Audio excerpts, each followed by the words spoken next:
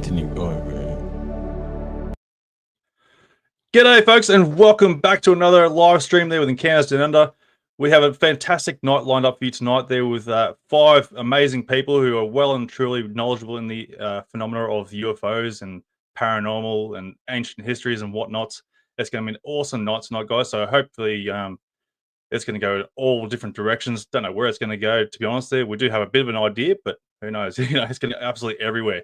But it's going to be awesome, guys. So look, I'm going to go and introduce the guy I usually collaborate, who shouldn't really need an introduction these days there, but he's always around here and always keen to get in and get involved. Yeah, we've got Triffon here. Hang on, mate. Unmute you. I think you muted yourself there, mate. What have you done? No, I didn't. I'm muted. Yeah, I probably should need an introduction. What number swapcast is this? I'm not sure anymore. I don't really remember. Yeah. Anyway, how are you, mate? I'm not sure. Good, mate. Yourself? Yeah, we haven't seen each other since Cardwell. And speaking of Cardwell, we've got 2 other boys that are with us in Cardwell. Leigh Phillips is joining us again, and so is Grant Lavac. And we've got a special guest out of Hawaii, Loomis from Chena Down as well. How are you, gentlemen? Oh, yeah, they're all muted up. Well, you muted everyone. Zero mistakes. Zero mistakes. No, this is how we work, mate. We work with mistakes. This is how we roll. Boys, welcome to the show. Thank you. Many thanks. Thanks for having me. And good to be with you, Loomis, too. Yeah, so it's our first time having Loomis there with us tonight. He's Triff, you introduce him because he's a mate of yours. You've been collaborating with him a lot lately, so I'll let you go and do all the introduction there. Yeah, look, I'd like to introduce Loomis from Chena Down podcast. Probably the most prominent thing we've done is the documentary that Loomis produced and put together called Sacred Site, which is on Rumble. So take a look at that if you haven't already. However, we've done 10 collaborations, specialty topics. Our latest one is talking about what are humans and hominids, and we've been to the moon, we've been to Eridu, we've been to all over the place, haven't we, mate? So welcome to Encounters Down Under UTC live event. Well, hey, thanks for having me on. I appreciate it. It's good to be here. So we do have a loose plan, don't we, boys? We do have a loose plan. I've even written notes and everything. So I've got a book in front of me. It's crazy, right? And we want to open the disillusionment of the topic, which is the UAP phenomena, right? So we're thinking about, look, clickbait is obviously in there as well. What's real, what's not, what's a light reflecting off a window that Anthony's got to debunk, and I suppose, Loomis, I know you've been part of this topic as well, because how old's Chena Down now, mate? You guys... 12 years. 12 years. 12 years. Wow, that's a good effort. Show. So yeah, he's an OG. And the UFO UAP topic's been going that whole entire time. I feel like it's accelerated, but there's a bit of disillusionment with footage and not moving forward. I mean, what's your thoughts around that sort of stuff, mate? Well, it's a circus, isn't it? Like, I'm an experiencer as well as have interest in this, but so I like to separate myself from it a little bit too, though, because it is a circus, but I always want to just get to the bottom of the truth. So, but it's more than just an interest for me, because I am an experiencer and I've seen enough stuff that I can't ignore it. So but there's so much to navigate through, and I feel like there's just so much that we are given that it's like, where do we find the real truth in this? And you really have to discern, but at the same time, it's the biggest part of the picture. It's like the biggest thing we should really be talking about. I mean, it's the answer to so many mysteries, and there's so much in this. So it's just separating the truth from lies, and that's the hardest part sometimes. Yeah, I'd agree. So, Leigh, how's your editing going with the documentary, mate? And I suppose you've been trawling through a bit of this stuff. Where's your thought process on all of this at the moment? We're still going well on the documentary. So much editing. We're lining up some new people that come forward every week. So the more and more people we get from Australia speaking on the issue, the better it is for the field over here. My feelings on what we're seeing at the moment on YouTube and that is, there's a lot of clickbait out there, and if you read the comments to a lot of these shows, you see that society and the community is pretty much fed up with the usual, I know something, but I can't tell you.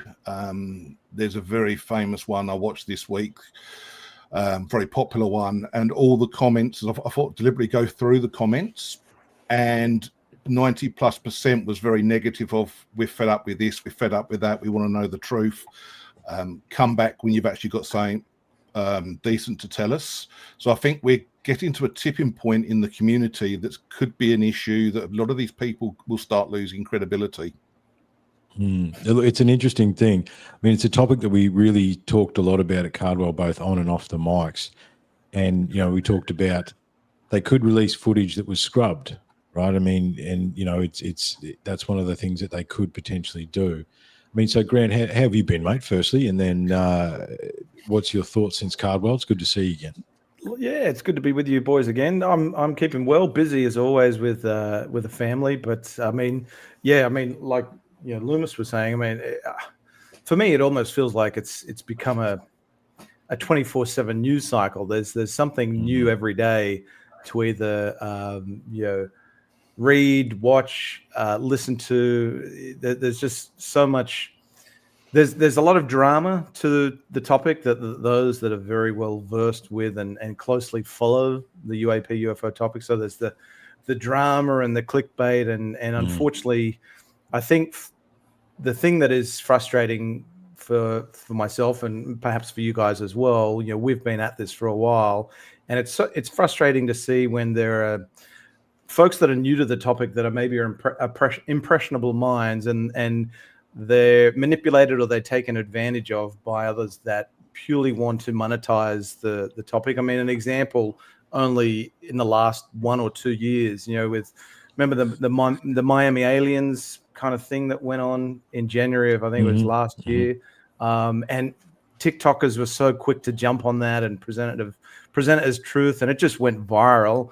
And, you know, so many people, unfortunately, all too often don't exercise any discernment or due diligence. They just accept it on blind faith rather than ask questions in good faith. And it's always hard to navigate, you know, for people that are new to the topic, to navigate through what's separating the wheat from the chaff. And even for us that are, you know, a little bit more maybe well-versed and educated on the topic, it's even challenging for us when we're trying to, you know, separate the fact from the fiction, and when it comes to these whistleblowers that have come forward but really haven't presented any tangible evidence other than just anecdotal evidence and stories and a narrative, and you know the whole insider narrative is very frustrating as well. That someone told me this, but I can't tell you who said it. That does get played time and time again. So yeah, separating the wheat from the chaff is just has and always, I guess, will be an ongoing battle to unmuddy the waters. No, look, I definitely agree. So what about you, Anthony? Where's your thoughts on this at this? You know, we've been a couple of weeks since we sat down. We've been bouncing a few ideas around in the chats and stuff. Where are you at with this stuff at the moment? Yeah, look, I think a lot of long-time listeners there would know where I'm sort of at with that. Same sort of frustration with what's going around on social medias there. And it's a really piss poor effort, really, when it comes from, you know, all the top end sort of investigators or researchers there, or you know, what do you call them, buddy, journalists and whatnot. You know, it's absolutely frustrating, like you said. Like, you know, they know something there, they can't tell us. They want to protect their sources there. But imagine this though, like, right, if you know someone who is deliberately hiding knowledge on something there because of national security there, but it's a bigger risk for national security there, wouldn't you go and call them out, going, hey, you're withholding something here that we need to sort of know about and be at the, you know, at our wits end with, like, not wits end, our due diligence with, because it could be something that could be well and truly aggressive towards us that we need to know, you know, especially for the public side of things. With those drones over in New Jersey there, like I'm sure the government knew exactly what they were, and they're just withholding that sort of information. And it was absolute bullshit there. Like, you know, these people, the public's freaking out almost to a point, and they want answers there. And yet the US government just sat by and just gone, oh no, you guys will deal with it. You'll work it out. and still no real answers there until I think what they come and said it was like something to do with the FAA or something like that, or the FAA approved it and they knew what was going on. yeah, exactly. And it's like, well, come bring us, tell us what it actually was. Then they didn't give us the answers of what it actually was. They just go, yeah, no, we knew about it. We know what they were. So shit like that is where it gets to the point of it's bullshit, and people get pissed off. I mean, myself included, get pissed off with, like, you know, it's not just an American thing that need to know about this; it's worldwide. There's something going on. And I think, I mean, I suppose it comes to, one of the other notes I had here was authenticity of whistleblowers still working for the government. Right, I've heard a little bit about that, and also, I mean, there's the other thing too, where if someone was to try and make money out of this, then they get discredited in our eyes. But there's got to be a flip side to that as well, where they've got to make money somehow, right? I mean, I know that we do this for love and passion, gentlemen, don't we? Right? It is what it is. But it still costs money. We lose money on money. We lose money. Exactly. Yeah. Exactly. Yeah. Exactly. Yeah. Yes, we lose money. Absolutely. However, that's the reason we do it. But we see someone else making money. The assumption is that they've sold out. I mean, a person has a right to make a living, and if it's that information, why do we see that as, they get discredited in our eyes in some ways, if you understand what I'm trying to say here. And is a whistleblower that still works for the government actually a trustworthy source, or are they part of another narrative that, the multiple levels of narrative is also the trouble as well, because there's obviously definitely misinformation within the topic as well. It's a fascinating thing. So, look, I mean, for me, I would just say I have no problem with people making money off this topic if they do commit to investing their time, energy, and effort to research it, and they report their findings in whether it be a publication or a podcast. All the power to them. What I find frustrating is those that are disingenuous and manipulate others to monetize their content. For example, everyone is aware of Corey Good. There is a classic example of someone that has just presented BS, basically a BS narrative, to monetize the conversation and through fantasy, and that's the kind of level of manipulation and disingenuous approach. That's a word now, mate. Don't worry about it. That really irks me. But no, I don't have any problem with people, making a living or income off this topic, if their intentions are authentic, genuine, and they're legitimately wanting to find answers to questions that all of us have. I think there's the ability to think critically as well. I mean, and trying to be open to new evidence or lack of evidence instead of blindly, like you said, the clickbait, the reels, that sort of stuff. Loomis, where are you on this, mate? Yeah, I mean, I have no problem with people making a living either, because if you got the chance to make a living, it would empower you to do that much more great work. If you could get paid to research, then you didn't have to go to work, and you're getting way more good work done.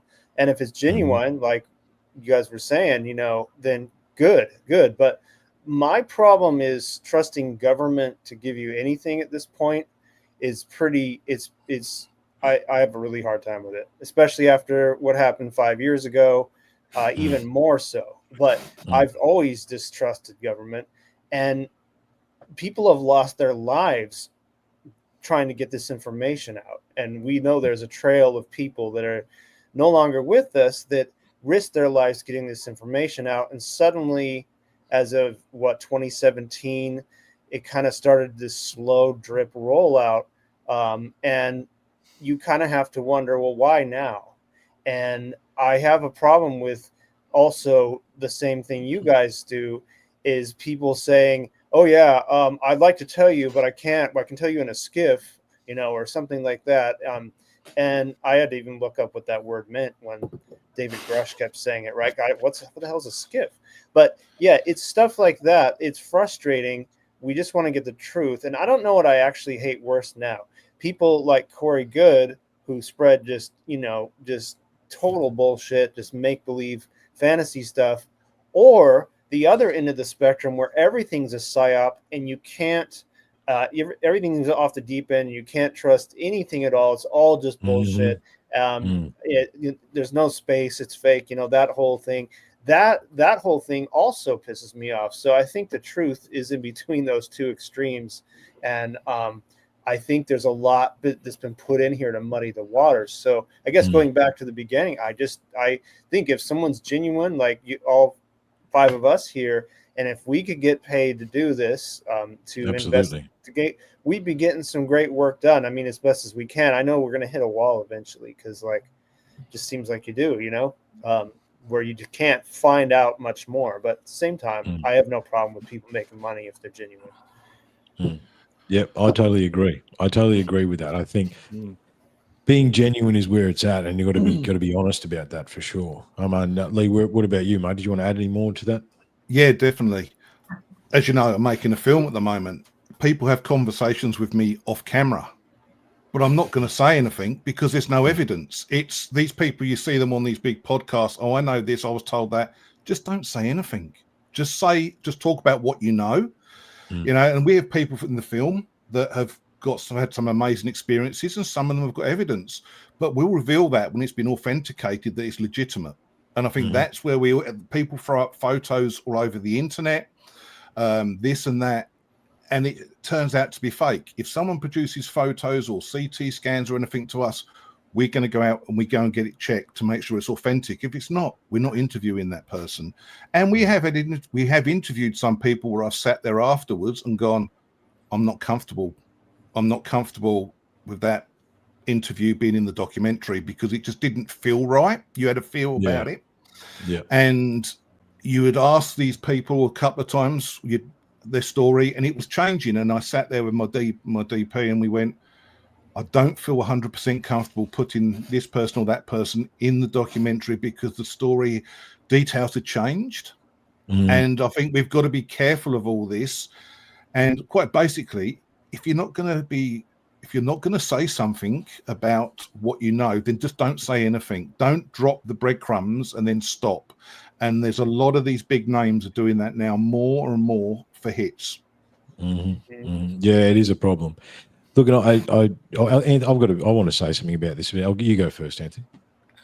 Oh, that's all right. Look, I'm not afraid to go and drop names. I'll throw them out there, bugger them. Because you got like Jeremy Corbell, George Knapp's their show with the What's That Weaponized podcast.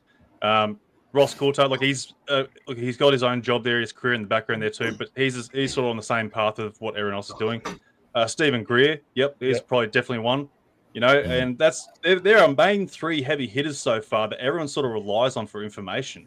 And they're all as bad as each other. They're trying to say, like, I know information, but I can't release it for whatever blah, blah, blah bullshit. And like I was saying before, there's got to come to a point there where they can actually just go and call a name out with the information, the investigation, go dive deep down into it, make sure the information is bloody correct. Make sure there's no loopholes in whatever bullshit claims they want to try and make or try and back out of, and just throw them under the bus. Like, it's got to get to that point where it's got to be done. Otherwise, we're going to keep going around a stupid fucking loophole of no information or details, And like we were saying before, like you can watch military videos there, some with a 50 cal getting their head blown off, but yet we can't see a full high definition video of some balloon or something that's floating in the sky there, or any full details that gives any undeniable evidence of an actual craft. They have the technology there, so there's no reason why they should be hiding all this evidence and such, and monetizing off it. Yeah, look, it's good. Yeah, as we were saying, we all need to make money in some way, and that's great as long as it is a lifetime sort of passion of yours to go and do this and go every day to go and commit yourself to it. Yep, fair enough. But if it's just all clickbaity bullshit there, and you start seeing a lot of channels starting to pop up now there with people who are trying to record some sort of like satellite going across the sky now and claiming them as orbs. Like, I don't know what this fad that's going around at the moment there with people trying to say satellites are orbs.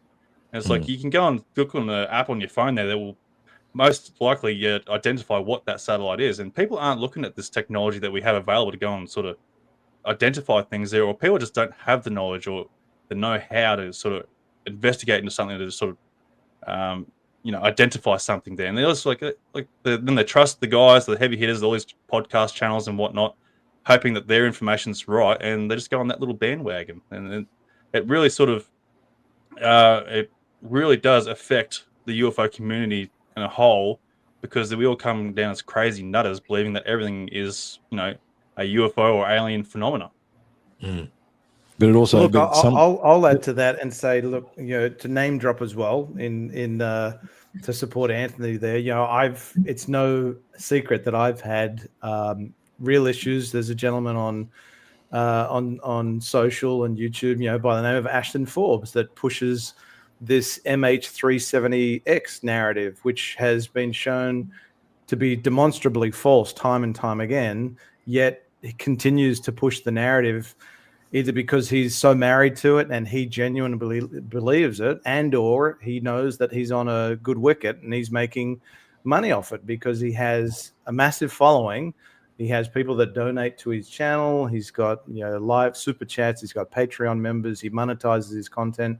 And what I believe, why I take such issue with something of that nature, is because it's a complete slap in the face to the families that lost loved ones in that tragedy. And so, if you're not genuine and you're genuinely searching for answers to questions that you have and others have, and you're not pushing a narrative that is demonstrably false or bullshit, then I have no problem with people making money off the topic. Just be genuine and sincere and authentic in your pursuits. I agree with that, and genuine and honest is how we've all got to come across. I mean, we all, as I say, we do this for the love of it. This is the reality. It's our passion, our personal passion projects. Sure, we're live on Facebook and it's going to go out to our audiences once we're done. However, we do this because it's a passion of ours for all of us. And we're just trying to openly and honestly look at this topic, which is the reason I wanted to bring you boys together. And I think, do I trust any government all over the world? No, I don't. I think they've been hiding the secret from us for a long time. I mean, we'll get to the Westall incident. I've been reading stuff from the 60s, like the UFO files from the 60s. I've got some, and it's crazy how many different good reports there were that were just filed away. And, that's here in Australia. It's a global phenomenon that's been happening for a very long time. I think where it comes to for me is, what is the disruption, right? Now, this is, we're extending and I wanted to do this, extend this conversation. Okay, cool. They let us know. They finally let us know without unequivocally that we are not alone, and that we have or have been given or found anti-gravitic electromagnetic technology that we've had for, we'll go Roswell, 80 years, right? So 1947. So what happens next? Like, this is the problem is, like, we want to know. But I've thought about, are we like dogs chasing cars? You know what I mean? Like, once we hope get it's it, not a parked car. Once we get it, what happens next? Is it the collapse that we think it would be, or are people more open, or what comes next? And then the other thing is too, for all of us here that have been playing the game for a while, what quality of evidence would actually make you believe it? I'm mainly looking at Anthony. It's something that we discussed up at Cardwell there. Like, what would it take for the world to actually believe that something is actually out there? And I said, look, everyone relies on the Americans there. Everyone thinks that, oh yeah, America should be the ones where the aliens are going to go and drop in and go, hey, we're here. But no, I feel that if it is going to become a disclosure, it needs to be an all worldwide thing. Because I know America takes hold of everything there, and they run with the UFO fucking string or whatever. But if aliens or ETs were going to come down, it needs to be worldwide, and every single world leader's doorstep basically can go, hey, we are all here, because then it can't be dismissed. If it's just America saying they're here, people are going to believe it, but they're also going to question it, go, well, why is it only you? So that leaves so many questions after that. And how many people will just go to the supermarket the next day, take their kids to school, and just carry on with their life as normal? Yeah, buying all the toilet paper and milk, maybe. Yeah, that's it. Go and get the dunny paper. That's the bottled water quickly. What do you reckon, Lewis? Something that it would have to be something that would be basically stop society. Like, so when they announced that UFO and aliens are real, we've talked about this before, Triffon, where we're like, no one cares. Like, nobody cares. You know, like, no one cares. like, wait, isn't that supposed to be the biggest in the ocean? Ever? No one cares. Yeah. No one cares. No one cares. They have bodies. No one cares. Like, so it has to be something as big as like COVID was, or 9/11 was, or something of that nature for people to care. But you can't really trust media anymore. You can't trust government.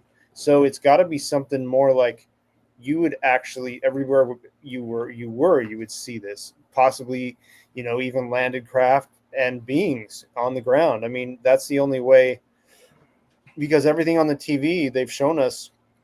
Well, I just go back. I mean, I hate to keep bringing up 5 years ago, but everybody was on the same page. Look how few countries like did not bow down to the agenda and obey.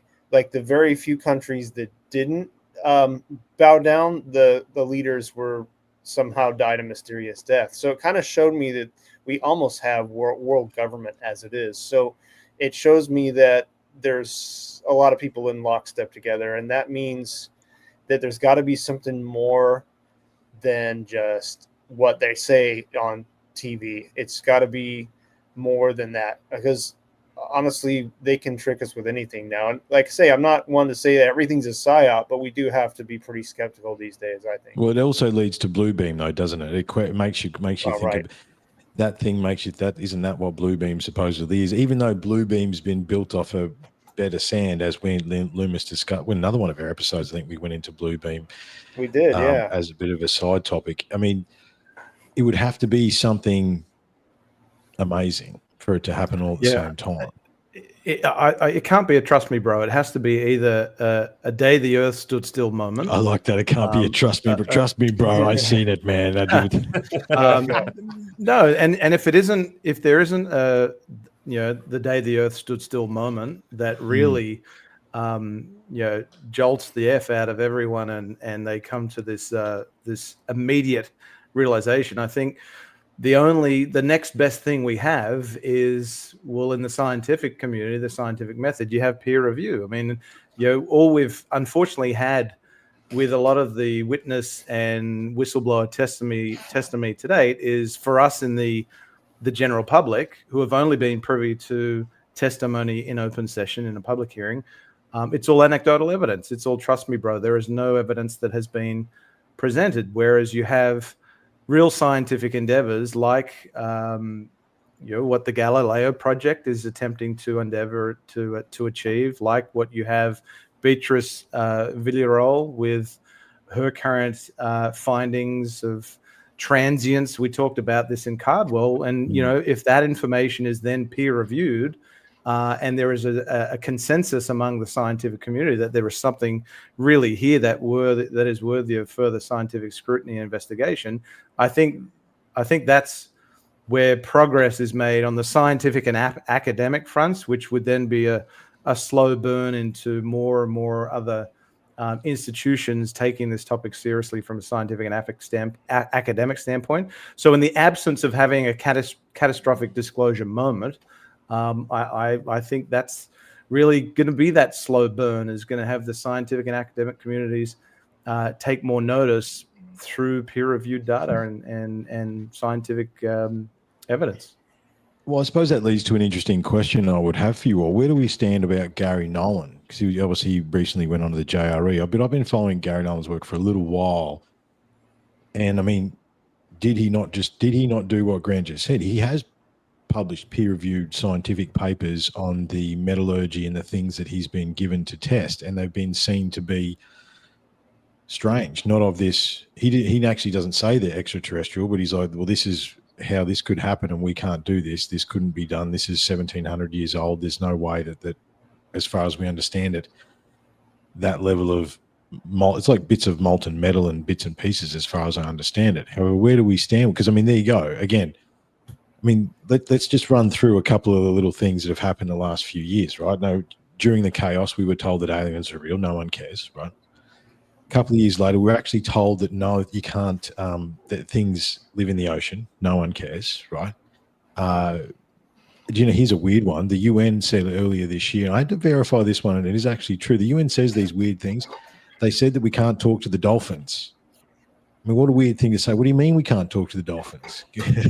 Dolphins know about the guns? It's a strange thing to say. I mean, the UN did also say that there isn't some one world government controlling the world. It's like, oh, isn't there? Isn't that? It's another strange thing to say.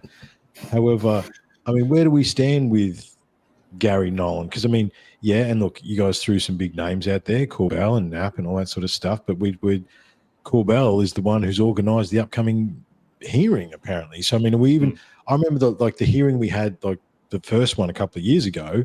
We tuned into that. We did a live show and watched it, or whatever it was. I can't remember. It was a big deal. Is anyone even going to watch the one on the 9th? Do we even know what time it is? Right? I mean, I don't know if I'm working. If that brings it back to where we started with the disillusionment. It's like, yeah, there's another hearing coming up. Grant, can I steal? Trust me, bro. Can I steal that? Because that's fantastic. Yeah. I've stolen that time and time again from others. Good. Oh, yeah. Listen, trust me, bro. That's excellent, because that's exactly what it is, right? It's all trust me, bro. I don't know. Yeah. But like, how many hearings are we going to be hearing till we actually get something that's hearings do we need? evidential? That's right. Yeah, that's a good point. I mean, how many times do we got to go through and hear the same stuff? I mean, I guess somebody said, and this is something I just found out today. I didn't know this, but there was a hearing or something where a whistleblower said there were 4 types of aliens. There were the Greys, Reptilians, Nordics, and Insectoid or something. Like on like something big. Like, I guess it was a hearing. Do you guys know about that? It wasn't a hearing. It was the UAP Disclosure Fund. They partnered with Congress to host a congressional forum. It was kind of like a panel discussion where Eric Davis was asked a question, and he answered it to Representative Eric Burleson about different species, and that was the answer that he gave. But again, none of that was under oath, under penalty of perjury. So yeah, I think we've all been we were all very fortunate and lucky to have in 2023, David Grush come forward and make these, bombshell allegations of, he had interviewed in his official duties for the UAP task force over a period of 4 years, interviewed 40 witnesses that had direct firsthand knowledge of or involvement with the legacy program. And, the hearings that have happened since then have been kind of underwhelming. I'm not throwing cold water on, those other witnesses, but it wasn't as compelling or, fantastical or as interesting as what David Grush had testified to. So I think it's now at that point where people are getting frustrated, and we're like, well, where are these firsthand witnesses why aren't one of these 40 or several of these 40 firsthand witnesses that have had direct involvement in crash retrieval program, reverse engineering program, why aren't they testifying? And obviously you hear behind the scenes that a lot of people are allegedly fearful to come forward and are waiting for greater whistleblower protections to be put in place. But I put something on X the other day asking the question, why hasn't Jay Stratton been called to testify? If there's anyone that would know more, as much, if not more than David Grush, it would be Jay Stratton. David Grush was direct report to Jay Stratton, who was the head of the UAP task force, has been involved in tackling the UAP issue for the US Department of Defense for 16 years. And he's made some bombshell claims in just what we've seen publicly in the trailer for the Age of Disclosure, that he has had firsthand experience with non-human intelligence, non-human entities. And does anyone know what's happening with Age of Disclosure? Because apparently that's supposed to be the next big one that we should all Well, watch. it was released, or it was, I should say, it was debuted at South by Southwest, which was, I think, back in, was it March or something of this year? And it's been now how many months since then, and it still hasn't got a theatrical or streaming release. And by the time it comes out, people will think, well, is the information still relevant? Is it outdated? I mean, so it's incredibly frustrating that you've got this documentary that so many people that have been involved in it or knew about it, that have really talked about it and said, this is real. I mean, Hal Puthoff on Joe Rogan Experience said, this will be a moving of the needle moment, and it still hasn't been released. Why hasn't it been released? Well. Have they not found a distributor? If not, why haven't they found a distributor? That's a good question. That was going to be the next question. So of all the UFO documentaries on Netflix and Prime and whatever else, why is that one not allowed through the gates? It's an interesting question. I mean, is anyone going to watch the hearing coming up? Is there anything of interest that we should be looking into, or? It's an interesting. I don't want to hog the microphone, but I'm certainly managing my expectations. But I'll definitely watch it because I'm keen to see. I'm interested to see what witnesses they bring forward and what their testimony is. But I'm certainly managing my expectations.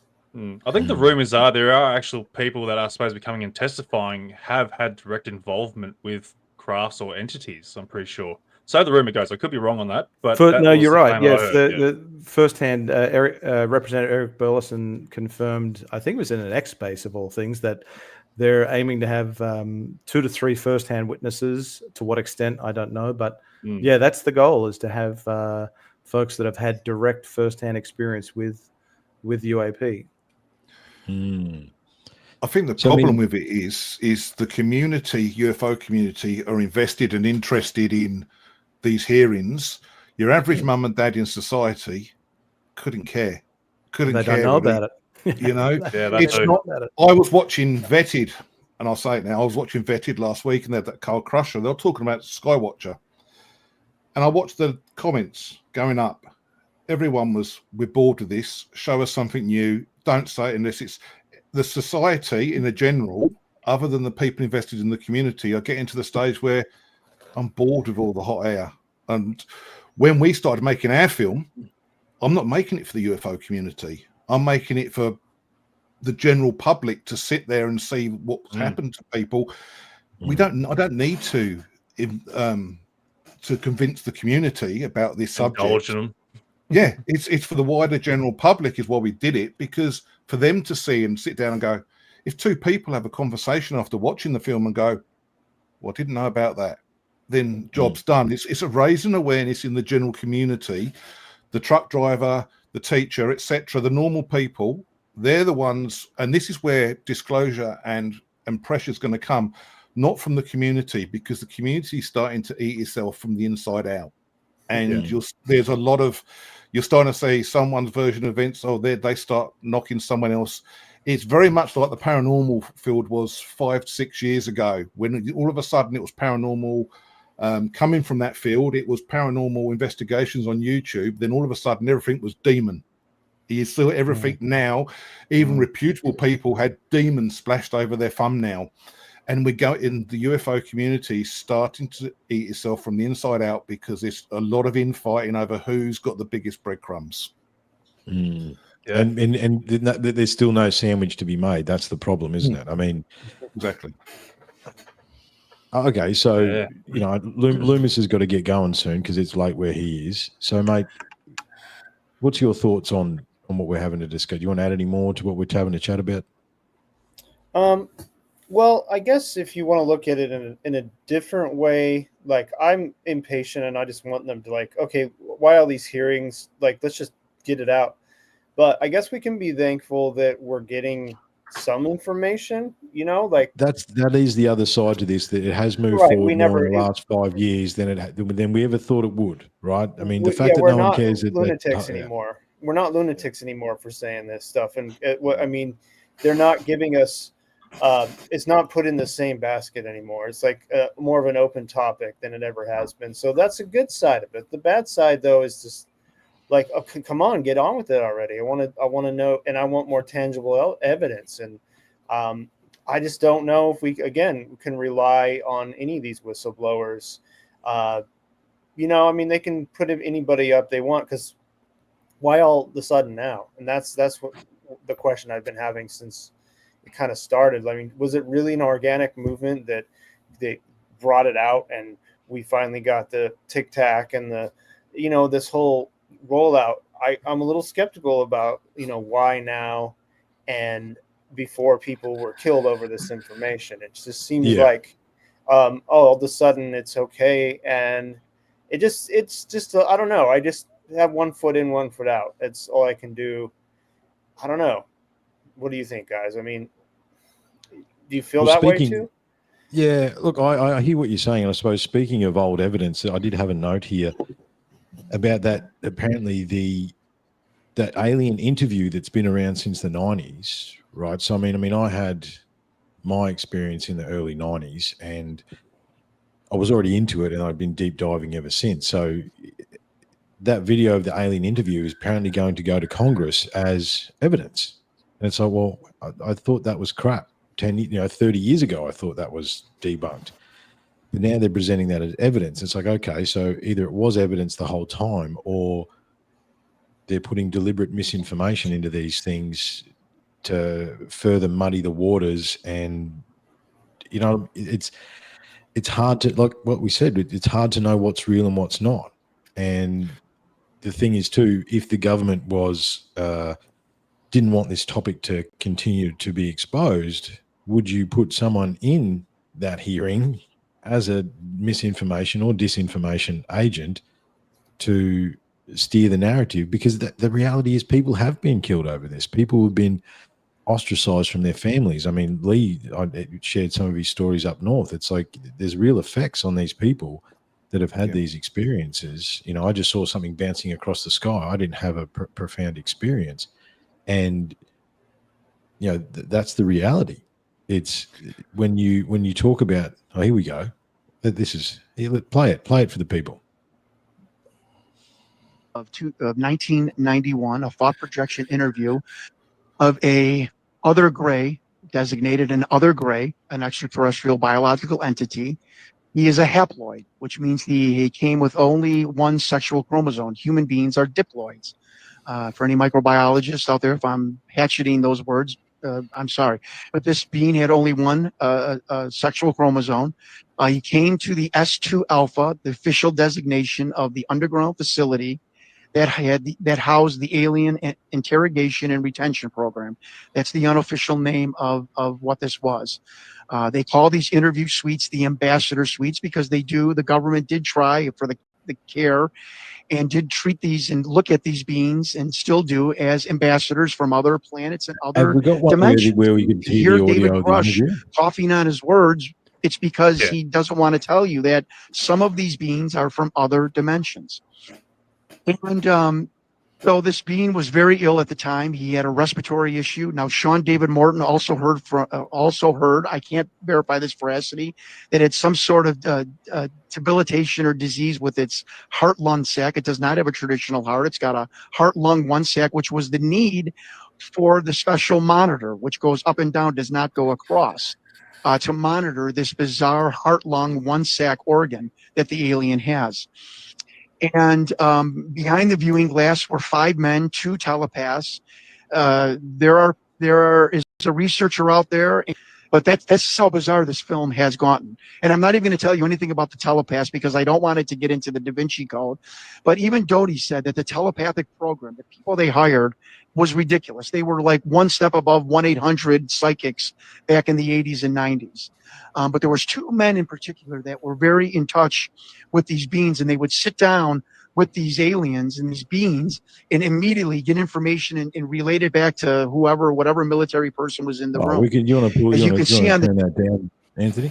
Yeah. So let me weigh in there, folks. So the person that you heard there on doing the narration, his name is John Stewart, and I've actually just had a back and forth with him on social media. I personally think that video is bullshit. I think it's a hoax. I think it's I think if you look at so Jon Stewart made a documentary called Finding Victor or something like that, the individual that was responsible for leaking that footage, and unfortunately Jon Stewart is relying heavily on Rick Doty as one of his sources there, and unfortunately Jon Stewart does not have a whole lot of credibility when it comes to exercising any due diligence or discernment on things that he posts on social media as real when they are actually CGI or fake. So for me personally, I don't put any credence into the alien interview whatsoever. I think it's fake, and if it is going to Congress and getting shown to Congress men and women, I know that was Jon Stewart's goal. I think that's an embarrassment, in my opinion. It want to come with hard evidence to back it up the claim. Yeah, really. And hard a video evidence. alone is not hard evidence at all. That video has been on the internet since the 90s. Like I mean, when the internet first started, that's when that interview came out. That's been around for a long time. You've just got to look at the lighting on it. How bad's the lighting? Wouldn't that have been in a brightly lit room so you could see everything? As a filmmaker, that's what I say. You want people to see stuff. It's like a tiny little box. It's a classic puppeteer setup. And why are the medics coming in without hazmat outfits on, not knowing what pathogens of extraterrestrial biological entity might have? I mean, it just screams red flags all over it. That's just my personal opinion. I was shocked when it made the rounds on the reels and on the different channels and stuff. I'm like, hang on a minute. Didn't we debunk this in 2003 or it was just a long time? Not that we're. I know Jon Stewart's been trying to get it in front of. He's been trying to engage members of Congress, and I don't know if they've taken him seriously or taken him up on that. But if it's potentially getting shown in Congress, then that's and look, that's the unfortunate thing is that. Representative Burleson, Anna Paulina Luna, Moskovitz, Burchett, they have staffers, but they don't have the same. They're still very green on this topic, so they may not have the level of awareness or knowledge that we have gathered over years of just being heavily invested in this topic. So I do take great comfort, though, in knowing that Representative Eric Burleson he's just at least hearing what the claim is, and then he is saying, all right, well, show me evidence, because I'm from the show me state where he comes from. He wants to see the evidence, and he's not going to completely dismiss a claim up front. He's going to wait for an opportunity to be provided some evidence, and if he's not shown it, then I think he'll probably throw it to the wayside. Well, let's take a bit of a weird turn. So. Just thinking about alien interviews.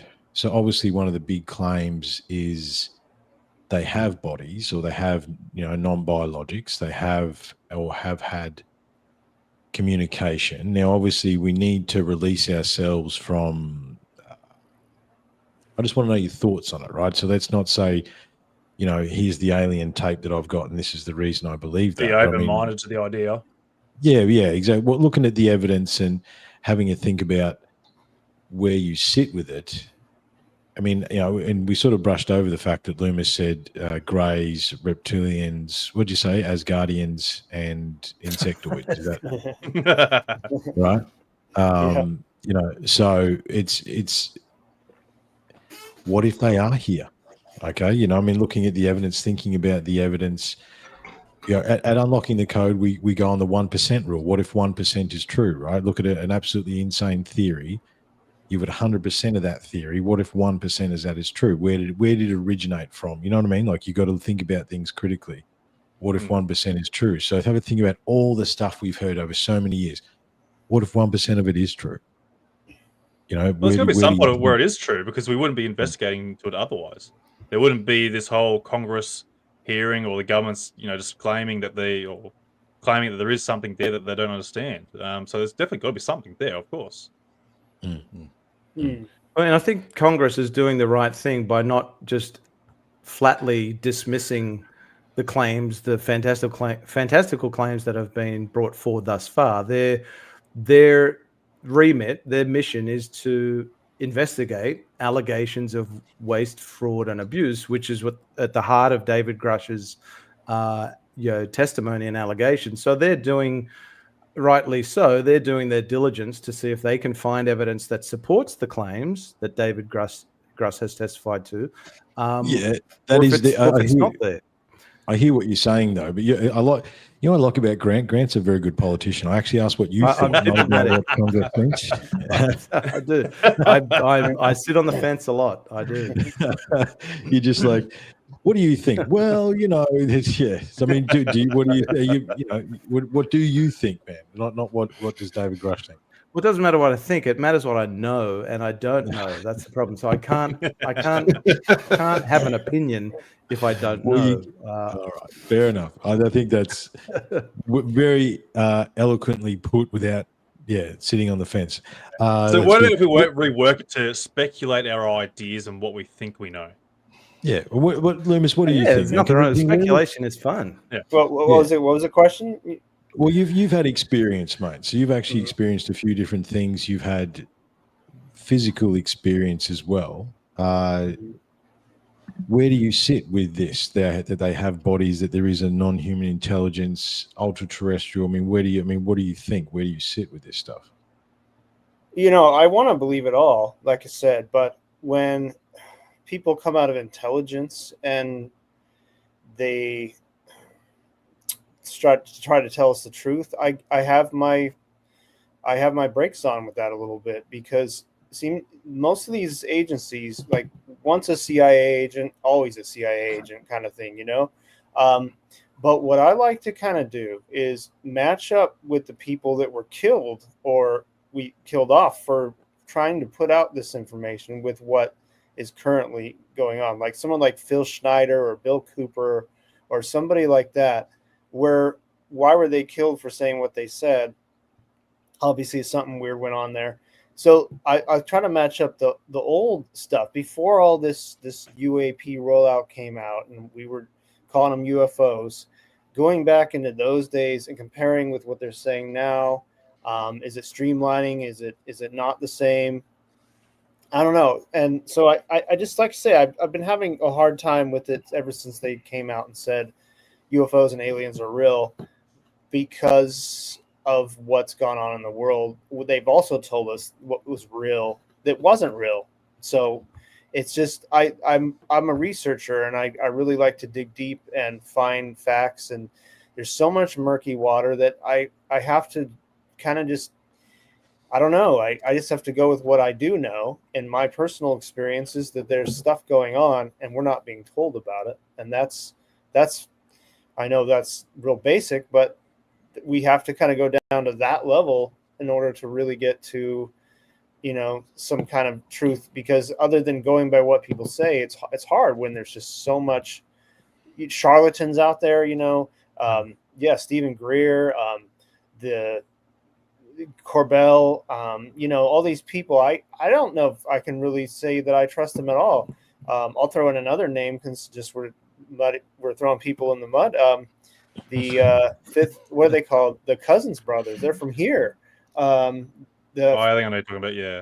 The third phase of the moon. Yeah, they're complete bullshitters and hoaxers. So it's like, anyway, I don't know. It's probably a little past my so I got a question for you there, Loomis. Yeah. Triffon mentioned that you've got your own personal encounters and experiences and whatnot, and I'm sure the listeners are quite curious as well. Like, can you describe your experiences to us? Like, what actually happened, if you're willing to? Sure. My biggest experience is having a close encounter of what I would call the second kind.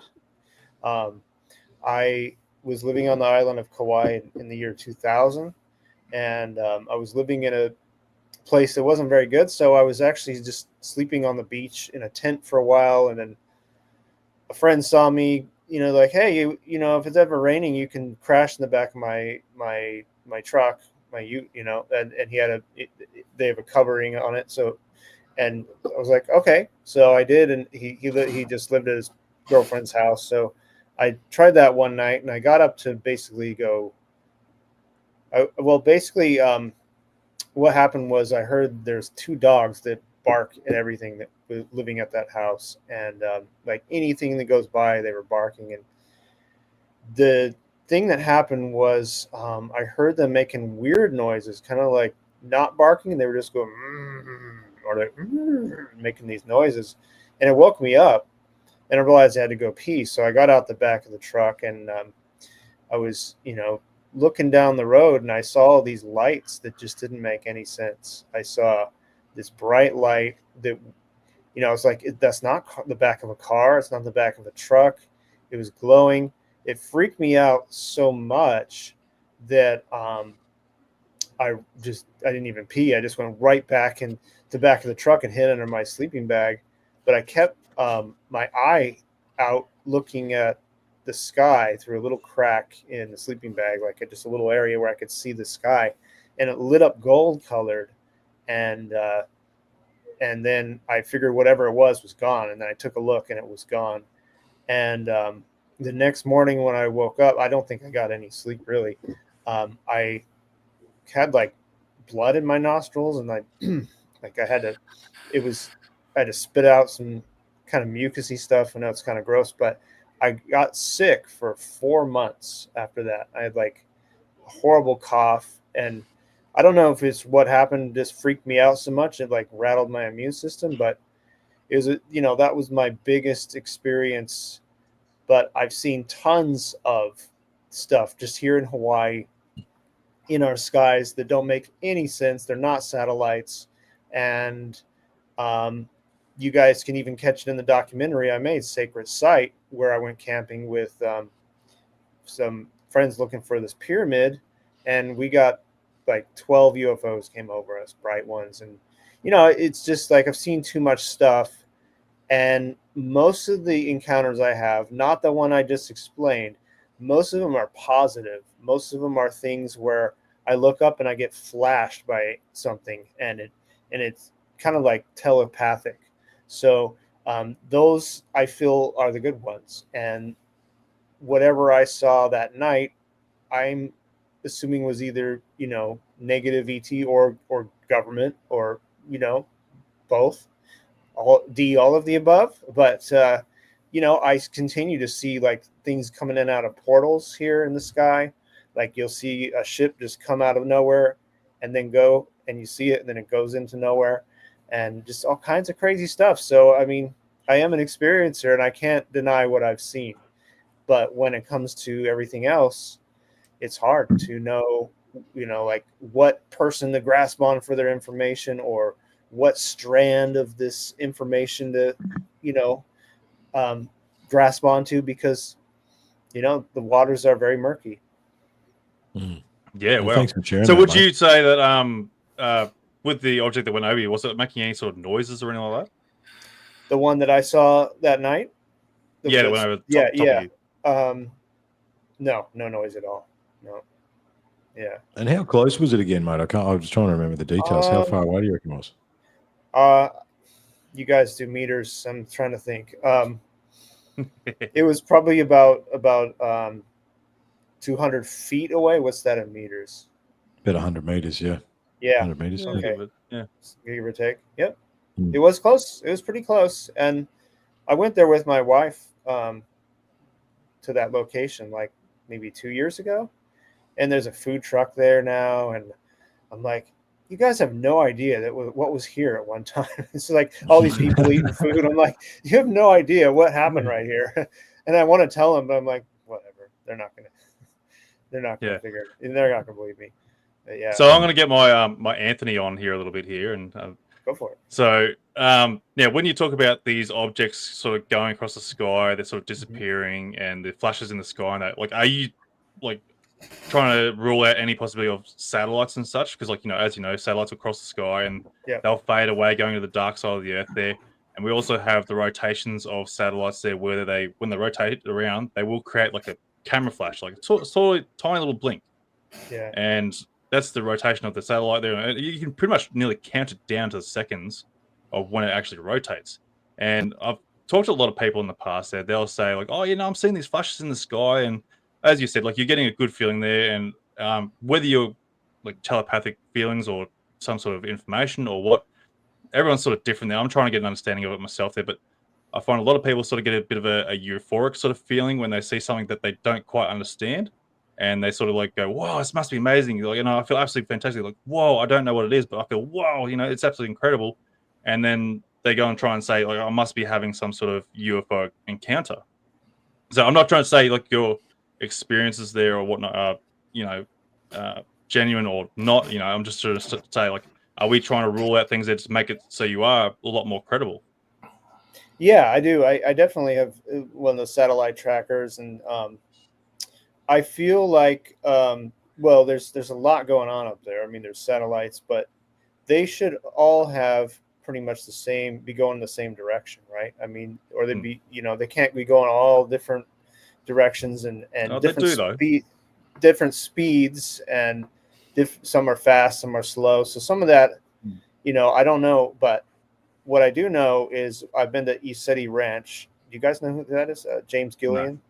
No. All right, you might like to look at his YouTube and all that. East City Ranch is a UFO hotspot. I've been there, and I've seen stuff there too, where these ships power up, and when they power up, they really beam a bright light. And this is the same thing that I've seen here too. And these aren't just these. Some of these come down to, they're on the mountain. I have some video. I can't really dig it out at the moment, but yeah. Mount Adams, which is in the state of Washington, there'll be a bright light right at the base, and just boom, boom, it'll pulsate at you. The same kind of pulsating I'm seeing up in the sky. So it's like that's something real. That's not satellites. That's all I know.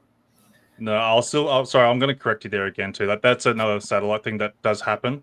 You get that perfect sort of reflection angle, the dangles of the sun where we are in perspective to that satellite. They will cruise along, brighten up a little bit. Then they get that big, massive, perfect angle towards us, and then slowly dim away and fade away again. It's happening quite a lot now these days. People are observing these satellites in the same spot nearly every single night in the same direction of the sky, depending on what our year of the solstice is. They'll sort of change spots along the way.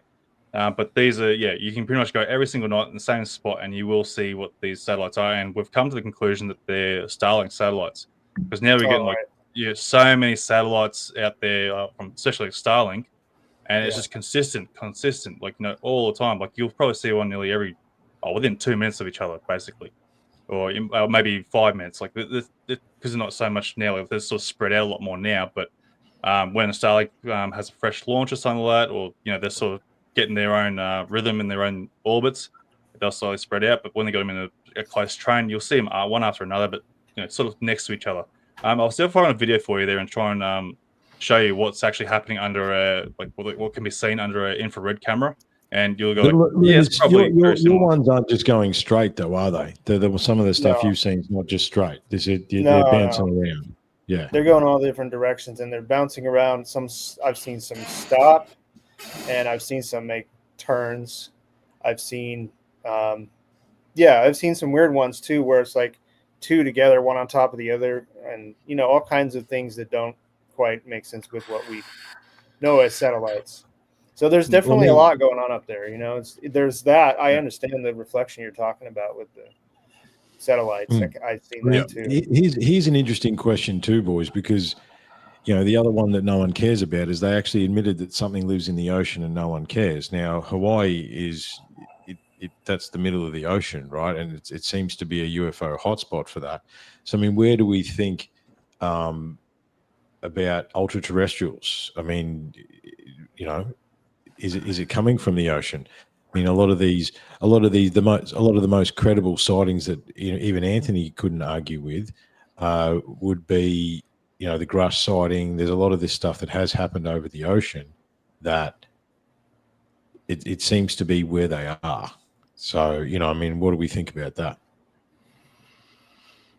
Yeah, I'm all for it. I'm absolutely for it. Like, there's going to be something in the ocean there. They can't just be in space. It's a good escape point if they had the technology, or if they are ET or, ancient terrestrials or whatever. That's a good place to go and escape for a while there, and they've managed to go and survive out there. Otherwise, they're under the ocean, as we've discussed in the past. I'm all for that, both ways. And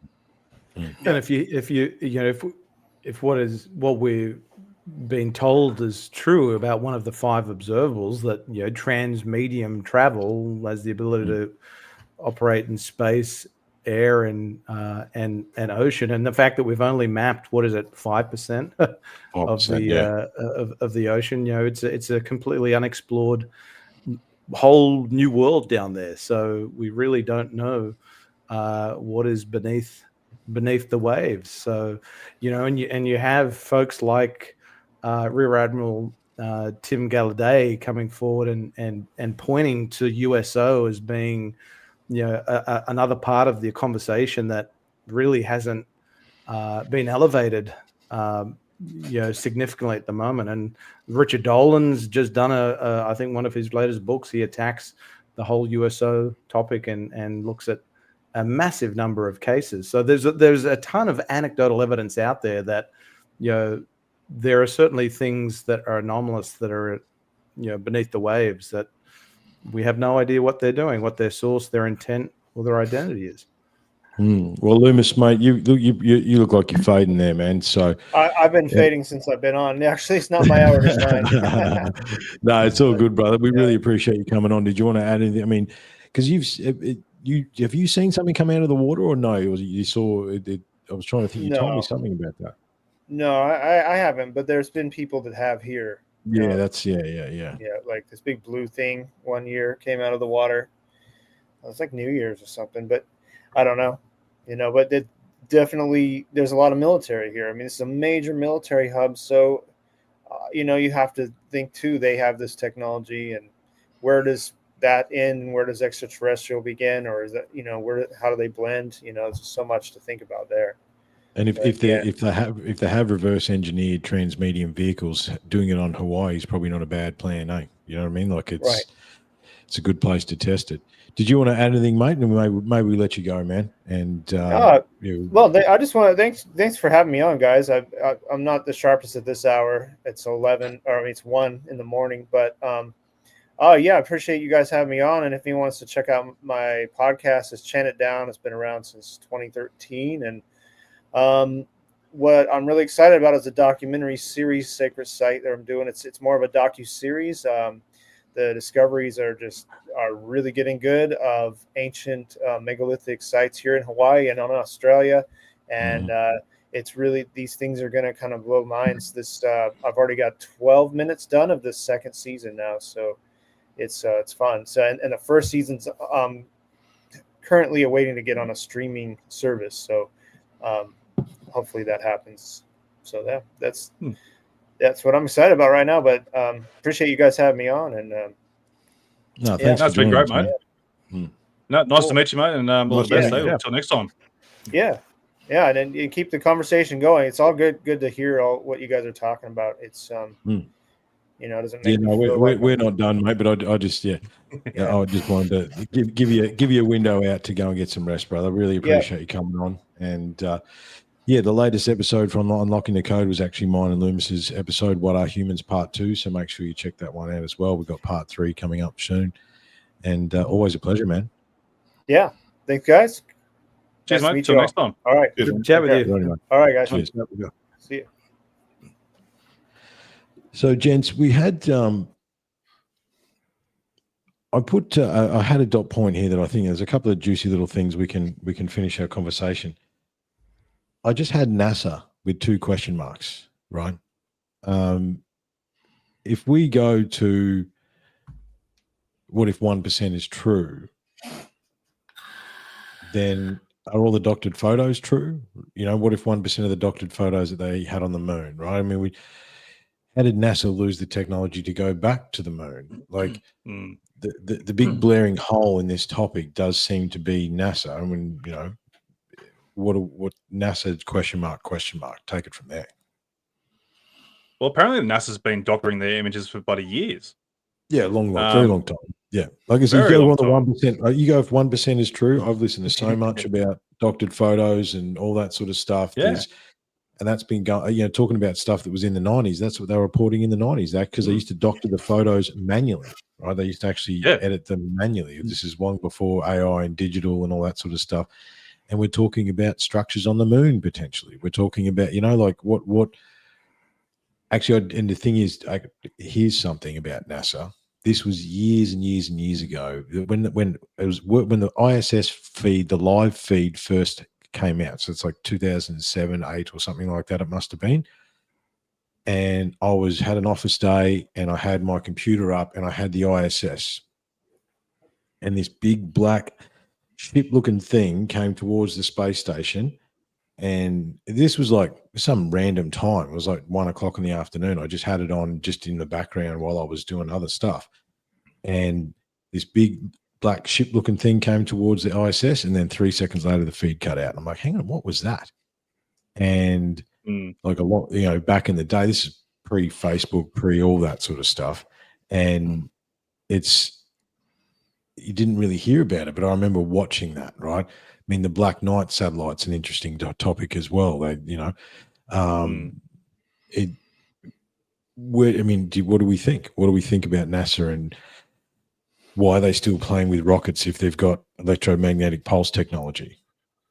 Well, I went to a lecture the other Saturday that was about a woman gave a lecture about Mars, and she showed the actual photos that NASA release, that they put a red color cast over the photos.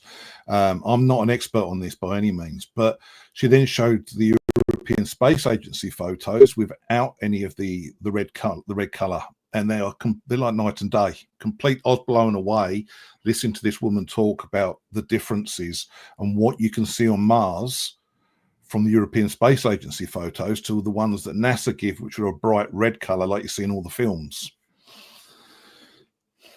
And if you're going to ask me if I believe man went to the moon, I don't think he did, because why can't they repeat it now with the tech that they've got? Yeah. Well, apparently we've got the technology in our pocket that can go there. Yeah. It's better than the 60s. And some of the ISS videos are pretty strange as well, right? There's all these ISS videos where someone just drops something accidentally. It's like they're all floating around. I've seen them, yeah. And he just drops and the strings are breaking and stuff like that. And the harnesses, and I've seen it. Or they go and vanish behind like what might be a green screen, It's like there's still like the whole opening of the doorway to another compartment, and they vanish somehow. It's like, again, what if 1% of that is true? You know what I mean? Like, it's. Oh, but it is interesting. You hear accounts of how many astronauts have witnessed something in space that they weren't able to identify, or Edgar Mitchell being an example. You had Cooper is another one. And it's been, I don't know if this is fact or just rumor, that they're expected to sign non-disclosure agreements, and they can't discuss what it is they observe in space during a mission. But you do have reports of, it's even been alleged that Neil Armstrong saw something but never talked about it. So it's interesting that you've got astronauts that have seen things that they weren't able to reconcile and identify whilst they were in orbit. Neil Armstrong is one of the most interesting ones, because how was he not a super celebrity? Right, the first man that walked on the moon came back and basically kept his mouth shut the entire time. Like, it's why would you be that person and then not come back? And but even Buzz Aldrin's gotten a bit loose with his words as he gets older, right? He's been very loose with some of this stuff. Oh no, we never went there. He just puts it in as a joke, right? But it's like, true. And that's a growing theory. That's a growing theory in America. There's more and more people questioning if the moon landing even happened. Before, it was a real left of center, you're just nuts theory. Now there's more and more people questioning it. How do they get through the Van Allen belt? How do they do this? We can't even get phone signal some parts of Australia yet. And they're talking to each other on a phone link. It's there's questions there, and I think more people have become enlightened since COVID that are asking more questions, where governments can't just tell you one thing and that's it. Everyone shuts up and goes about their day. Yeah, I have a good reason, possibly why the astronauts didn't get become rock stars, is because everyone's on drugs, getting high, and listen to the Beatles. The Beatles were the biggest thing back in the 60s, so everyone's concentrating on that instead of bloody going on the moon. Jimi Hendrix. Well, that's the whole thing. Apparently, they Mm. went 17 times, and then the American public got bored of the trips to the moon somewhere around 1972 or something like that. If so I mean, it's like, did they go Neil to Neil Armstrong's interesting because he had, after he kind of went, not, I wouldn't say he became a recluse, but he kind of went off and lived his life after his landing on the moon. But he made a very unusual, I don't know the whole story, but he made an expedition to the Amazon. Very interesting, yeah. Looking for something in the Amazon that I don't know if it was tied to the UFO lore, but there is something about Neil Armstrong making a trip to the Amazon which was very, very strange and such a random thing for him to do. What was the motivation or impetus for him to do so? I don't know. So anyway, but it certainly, you do hear a lot of stories that astronauts have seen things in space, and some have talked about it. Others, why have they not talked about it if they've seen something? Is it because they have signed a non-disclosure agreement? Why have they signed a non-disclosure agreement? So it's, But surely they're getting to the point in the age there where they wouldn't care anymore. Like, you know what? I've been hiding this all my life. The world needs to sort of know. And it's sort of wondered too, like, what's the actual repercussions on if they do disclose whatever they've been withheld, the information they withheld all these years? Like, is it a family thing that, like, a repercussion, like whether they can lose their family, or they're probably going to lose their pension or something, But like, surely it can't be that dramatic where they got to bottle it up all the rest of their life, surely. Well, I mean, here's a good question, and here's a good discussion to have, because it's like we can go round and round and round with this topic and discuss this stuff. Okay, Neil Armstrong, Buzz Aldrin, whoever's left of the astronauts that went to the moon in the 70s, what does amnesty look like? How do we actually do that, right? Because that's part of the problem. It's like they're under these non-disclosure agreements.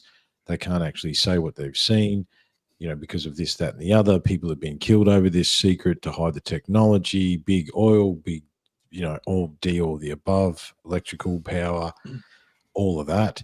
How do we find a way forward, gentlemen? Because it's like we can postulate and talk about this stuff forever, but what does amnesty look like? How would we shape that? What would we do to make that work so we could release the information and move forward as the human race?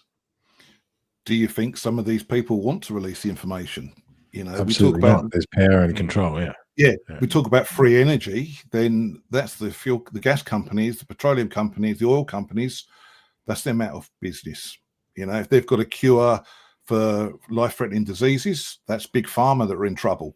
There's a lot of people out there that I feel that don't want this to come out because they're profiting all the time quite nicely on it. Yeah, this is the problem. There's so much money that is behind all this stuff. That's the issue, isn't it? It's money, power, control. But again, if we are to move forward, we've got to say, hey, we're sorry that you did that, or you're sorry that you did that. But the planet needs to know. How do we steer that? Well, let's ask our resident politician, Mr. Lavac. How would you Well, I mean, I think we've heard the idea of there being a need for a kind of like a truth and reconciliation arrangement for those that are have firsthand knowledge or involved in the legacy program to come forward and divulge what they know. And if you listen to the likes of Ross Coulthard, and he says that people he is talking to, his sources are telling him that there is a real sense of frustration from within the scientists within the legacy program, saying that they want this information to come out, but they're fearful. So and maybe that's one of the reasons why there is an effort to have greater whistleblower protections put in place. But if the folks in positions of leadership and authority in these clandestine reverse engineering, crash retrieval reverse engineering programs did something that was illegal and not providing information to Congress lawfully because it has oversight, Is there a need for there to be a truth and reconciliation so that those folks can come forward and testify and not be fearful that they're going to be prosecuted for their illegal they won't lose activities. their pensions and all that sort of stuff. Exactly. They're not going to and reprisals and so on as well. So, I think that is that one way that could help move the needle, quite possibly. But is there enough political courage for something like that to even get passed? I mean, look where we're at now. We've got the UAP Disclosure Act is going to be put forward again for a vote for this year's National Defense Authorization Act, and it's failed the last 2 times. So if they can't even get their act together and get the provisions of the UAP Disclosure Act passed, you've got none of Buckley's chance of getting maybe truth and reconciliation through either. So I don't know. It feels like we're at a bit of a stalemate. I think at the congressional hearing level and as well as at the legislative level. It goes back to what we started with. It goes back to what we started with, the disillusionment of all this stuff. It's like, we can't just rely on America, though. Sorry, Triffon. We can't just absolutely rely. Everyone goes back to what America's doing. You just look in Australia, as you know, my partner has an illness. You look at how much Big Pharma charge for those drugs. It's ridiculous. If someone comes up and says, and as you've heard people say, there's this technology we could use that could just blast this disease away. Do you think that they are making tens and tens of thousands out of one patient that the government's paying? These guys are not going to let the technology come out until it suits them, until they can find a way of monetizing it. And I think we have to look more at Australia, and we've got to look at our own people. When I speak to so many experiences, what are we doing as a country? And a lot of them, and I've spoke to you guys before, they just want to go on a Zoom call to tell their story because it's cathartic for them. There's so many I've spoken to, so many that just, and we need to look at our own backyard. We can't trust, as Loomis says, we can't trust the Americans. We can't trust the British with it. And we really need to move to push our own government, who are quite happy just to sit there and act dumb over it all, that nothing happens in Australia. That's what we need to look at. We shouldn't rely on and trust what the Americans are doing.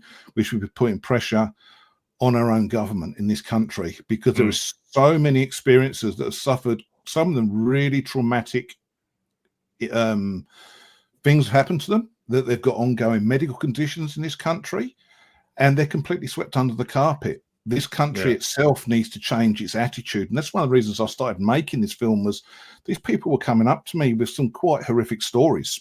And it was like, that can't be real. That can't be real. And I'm like, I'd be saying to my partner, nah.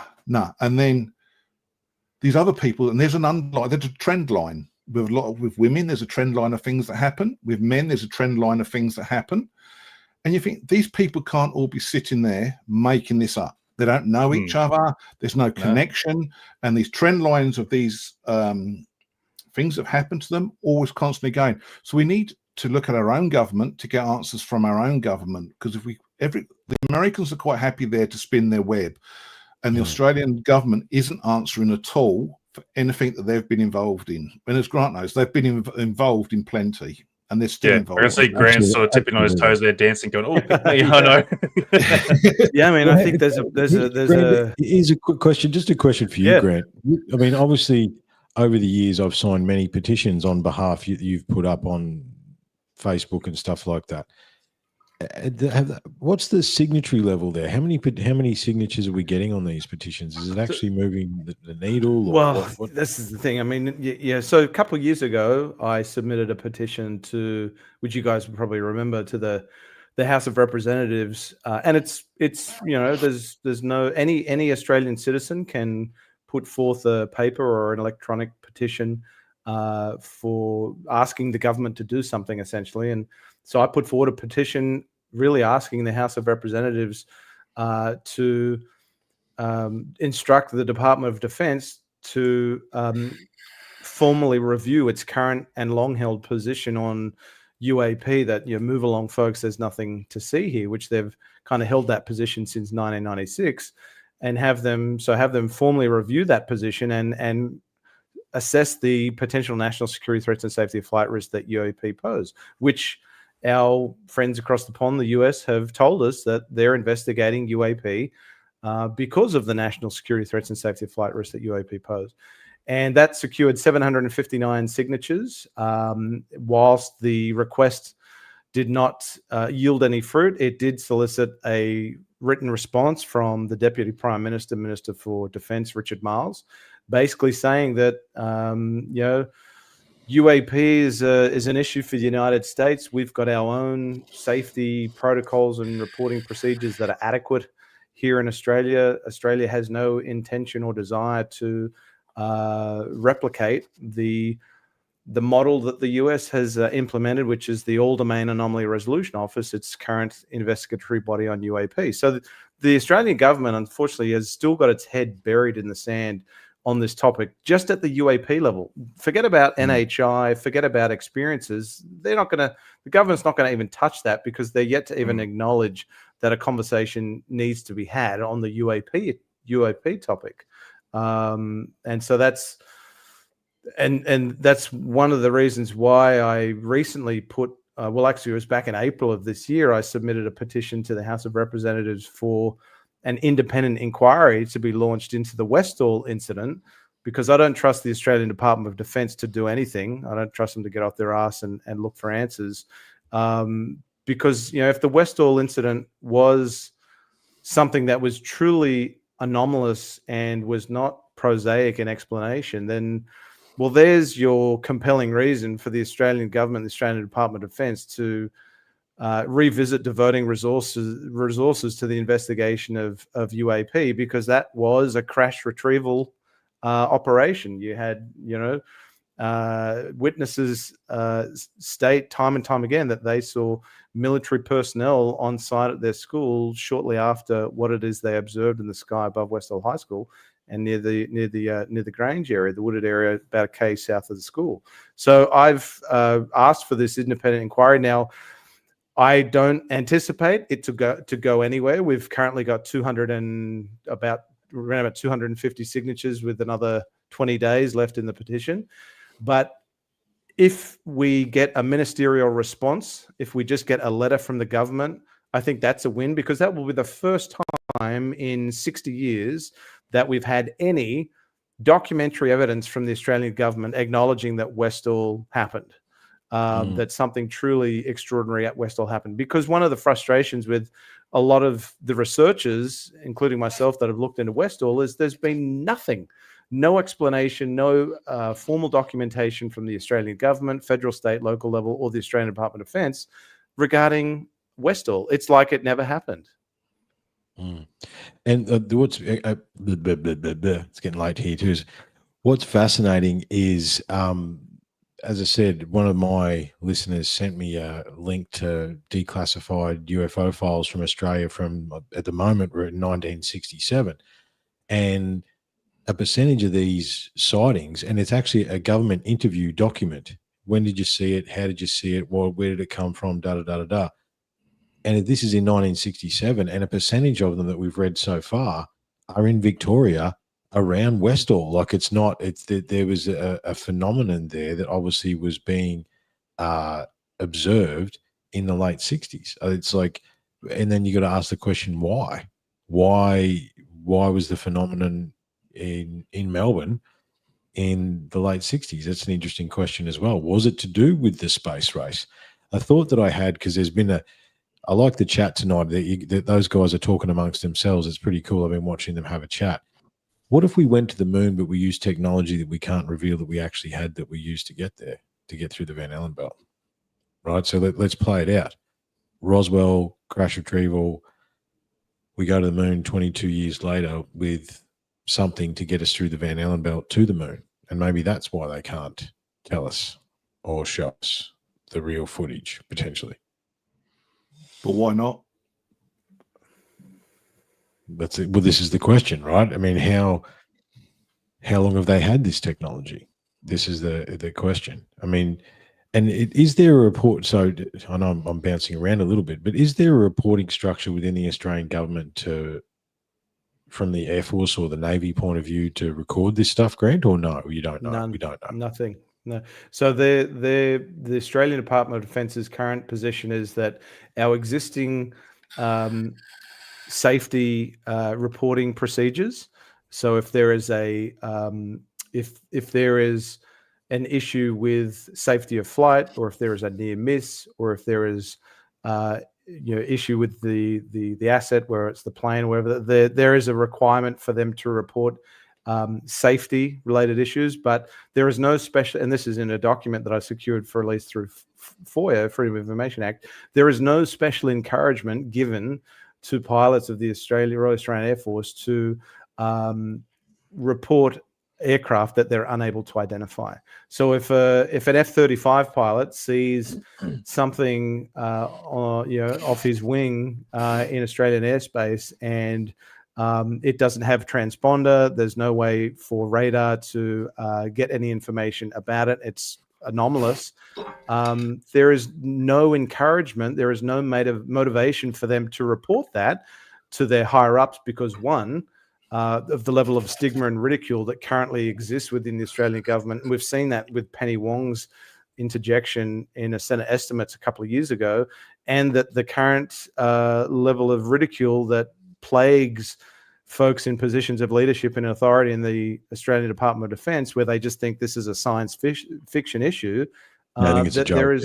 They think it's a joke. So why would anyone in their right mind that is a pilot, F-35 pilot or other pilot, or in the Australian Defence Force, why would they want to report something that they know is going to carry a level of stigma and ridicule, that they know is not going to be followed up on because there's no UAP reporting or recording protocol, and that they're potentially going to have a black dot placed against their name and potentially ruin any future employment opportunities that may exist for them down the road, or it could impact their their well-being throughout the rest of their time during their service. So and that's the real issue, and Ross has said this time and time again, that if folks in the Australian Defence Force are observing objects in Australian airspace and Australian waters that they cannot readily identify, that maybe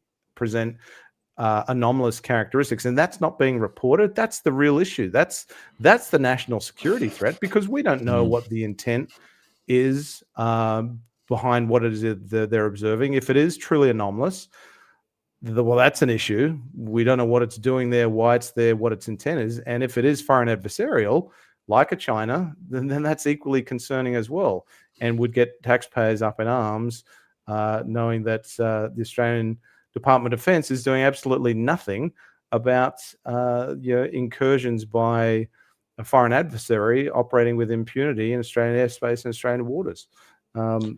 So it's Australia is decades behind the United States, unfortunately, on this issue. United States had this same problem where there was this level of stigma and ridicule that reporting a UFO was UFO being such a loaded term, and I think that's why, in part, they rebranded it to UAP, even though UAP has been a term that's been around since the 50s, actually, in Australia, unidentified aerial phenomena. And it's only now in the last 5 years that the brave men and women that are in the military in the United States, they have to report. If you see something, you have to say something. There are mandatory reporting protocols that are in place for men and women of the military in the United States, that if they see a UAP, they have to report it, and that does not exist in Australia, and that's shameful. Well, you look at Australia's technology. Sorry, you look at Australia's technology when it comes to radars or observing what's around our waters. What happened a few months ago or several months ago? We had a Chinese warship outside of our borders there, and we didn't even know. Yep. You're spot on. You're spot on. Yeah, so that goes to show, like, we're ignorant, or we're just not being shared the technology with one of our biggest allies to be prepared for this sort of shit. And we're so lockstep with the United States on every defense initiative. We're so heavily anchored to the United States. I mean, all of our hardware predominantly comes from the United States. I mean, we've got F-35s, we've got, you know, all of our. I mean, we're working with the United States to develop hypersonic missile technology. And wasn't it the Super Hornet radar upgrade that actually caused a lot of this stuff, because it was the upgrade that came to the Super Hornet that allowed them to, with Fravor and all that, that radar I think Ryan Graves has more. reported on that they moved to an upgraded radar system that would pick up a lot of these targets on their radar system. So Leigh and Anthony, have you guys had any ex-service members from Australia approach you or anything else like that, or was it a fairly close?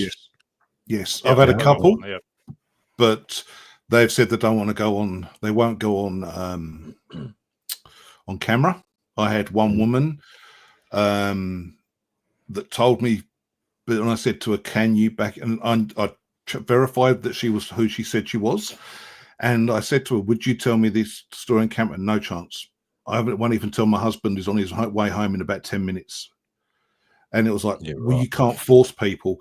But I've had a reporter over at Alice Springs tell me, come out to Alice Springs and you'll be amazed what everyone sees out here. And we intend to go out there and film those places. And I've had I can tell that one woman who's in the film. She was driving out in West Queensland in a motorhome. A UAP come over the top and near knocked her off the road, and she's got scientific proof to back it up. And there's so many of these cases that are happening in this country that are just literally brushed under the carpet. And I never saw myself as becoming an advocate for experiences, because I struggled to believe it myself to start off with. But there's so many average people that have had experiences.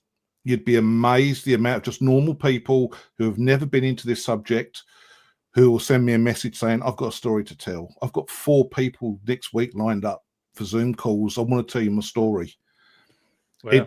It's so many that we could do part 1, part 2, part 3. The amount of people that come forward. I've got a pilot that's willing to talk to me about things that he's seen that he can back up with air traffic control. Lots of instances where people have said, yes, this has happened, and they will look you in the eye. You can meet them for coffee or something, and they'll look me in the eye, and I'm like, "Are you sure?" Because I'm very skeptical of it myself. When you hear some of these stories seem so outlandish to me, and they'll go, "This is what happened to me." I had a wonderful lady that I Zoom called her, and I said, "You okay to talk?" She was a bit cagey. She says, "My husband's out of bowls. So you've got 2 hours." And she told me this incredible story. And she said, I haven't been able to tell my husband, or every time I've told my husband over 30 years, he's just told me I'm being silly. And that's something very common that I hear from the partner says, you're talking rubbish. So imagine that you've had an experience and that the person closest to you just says, you're nuts, can't be true, you're a kook, whatever. It's just... And it's so many, not just the military that see things. There's so many people, normal people of society that are having experiences in this country. I've been overwhelmed at times with the amount of people that have come forward. And like I said, 99% won't go on camera because they're scared of the ridicule. Their families don't know. And there is a stigma there where people go, there's no way I'm going to say that on camera. And as well, a couple of you have been interviewed by us. It's very informal, as you know, but they won't. I can't put my face to it. I'll lose my job. My kids won't talk to me. They've got everything to lose and nothing to gain. Yeah, exactly. And that's what about you, Anthony? Did you say ex-service members for you as well, mate? Or I've got one bloke there I'm hoping to talk to very shortly. Once I pull my finger out of my ass there and get on the bloody back into podcasting properly again.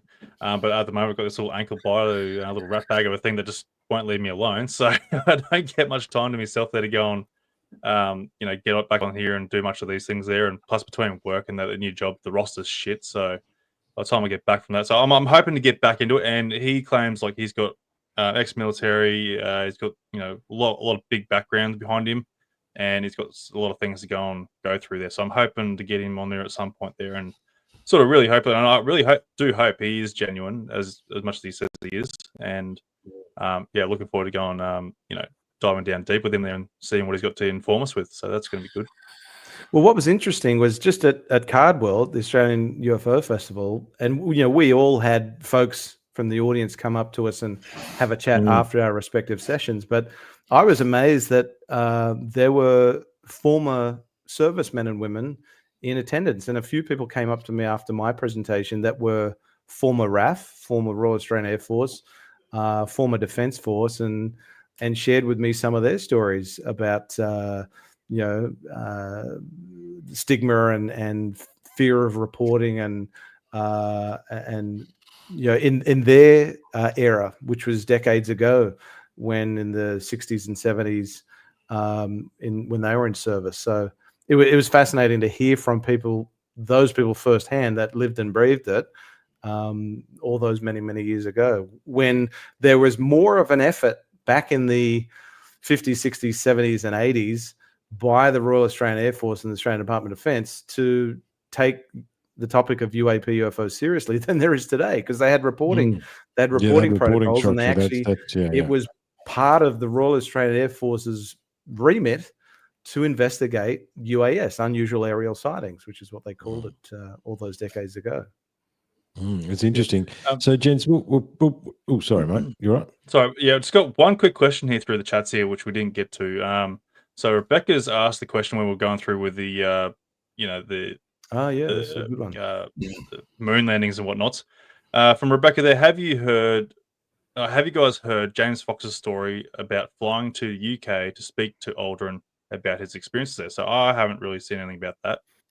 I remember seeing that interview, so I can't remember where it was that James Fox mentioned that, but it's an interesting story. He talks about how, I don't think it was the UK, I think it was actually Monaco, where he had arranged to travel on his own dime to Monaco, where he was going to meet with Buzz Aldrin, because Buzz Aldrin had agreed to sit down with him for an interview to talk about what he knew and or saw during his time as an astronaut.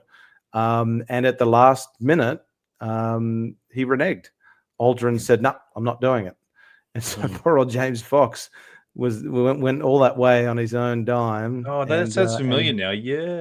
And Buzz Aldrin reneged on him. So I tell you, James Fox's documentary about Virginia is excellent. That is one of the best. Was it the Phenomenon? Moment of Contact. That's the one. It's a very, very good one. His second one sort of left me underwhelmed. It was like more of the same, the same story that everyone sort of, it's that endless UFO UAP documentary that there's 15 of on Netflix. Like it's the second one was a bit the same, but his first one was very, very, very good and very convincing. Like, it's like there's a town in South America that has a giant UFO on the way into town because everyone had an experience. Like, the Phenomenon 2020 was exceptional as a good the Phenomenon was another one. Yeah, that was a good one. Yeah, that was 2020. And then Moment of Contact. Third one, the latest one was not. Yeah, the program. And I have to say, for me personally, I think it was poor judgment for James Fox to include Jason Sands in that documentary, because he has questionable credibility. And not everyone that's watching may know the story of Jason Sands, but he was a whistleblower that came out, and he said some pretty fantastical things, that he had an encounter with a blue being in the course of his duties operating out at Area 51 or around that area in the 90s. And there have just been a lot of things that have come out about Jason Sands since even prior to the program coming out, that have kind of put his credibility shone light on his unquestioning his credibility. So I don't think that added a whole lot of credibility to the documentary. And I agree with you. I don't think it elevated the conversation as much as Moment of Contact and the Phenomenon, which were both exceptionally done. Well done. I thought I had a bit of a thought, guys, because obviously we're approaching the 2-hour mark. We got some really cool people in the chat here. Is there anything you guys want us to have a bit of a chat about as we sort of wind up for tonight? Is there any questions you've got for us about the topics? You know, you guys have been having pretty cool conversation in there. Yeah, the couple of times it's come up, the rebranded UAP was for the Phenomena for Research papers. That was a couple of things that came up. And I thought that UAP was unidentified anomalous phenomena. I didn't think it was aerial. I thought it was They said a couple of changes. It is now. So yeah, so UAP, unidentified aerial phenomena, which when the UAP task force was implemented formally in 2020 and went through to and then it was superseded by the All Domain Anomaly Resolution Office in July of 2022. So you recall that, you know, the ODNI, when it released its preliminary assessment on UAP on the 25th of June 2021, UAP represented unidentified aerial phenomena. And that word is not new. So UAP, unidentified aerial phenomena, dates back to the 50s in Australia, funnily enough, where the Department of Civil Aviation or something like that, there are documents that you can access that are readily available with the National Archives of Australia that have, you know, reports unidentified aerial phenomena. And then obviously through the legislation, through the NDAA, it was then formally changed to unidentified anomalous phenomena, because it's not just aerial phenomena that they're focusing on. They're now looking anomalous to capture all domains, space, sky, ocean.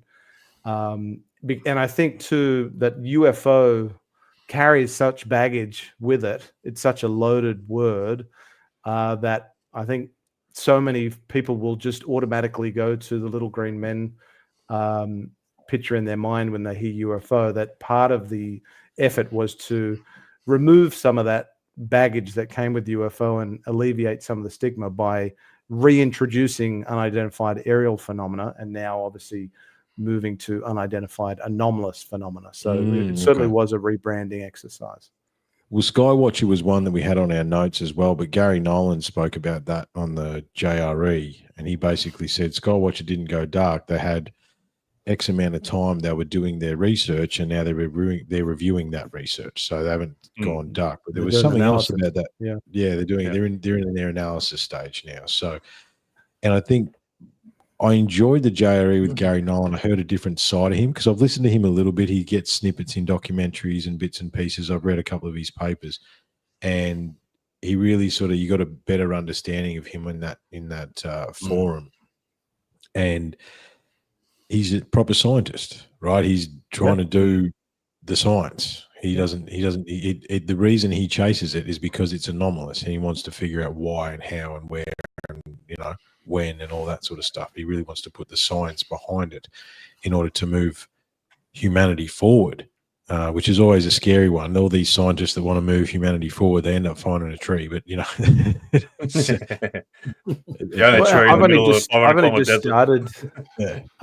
I've only just started that episode, and I agree with you, Triffon. It's fascinating I mean, he's obviously a brilliant scientist in the area of cancer research and immunology.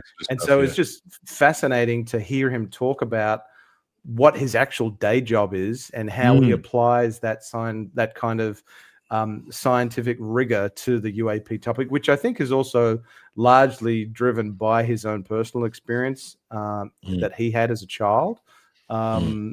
So yeah, I have a lot of time for Dr. Gary Nolan. I know a lot of people give him a lot of shit, but I think he's applying his scientific acumen to the topic of UAP. It'd be interesting to see. Sorry, man. The only thing about these organizations, and I'll do it again.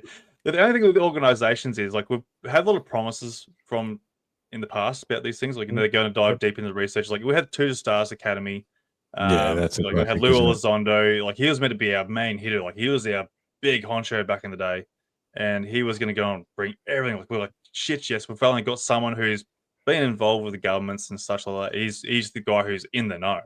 and we had all the promise in the world.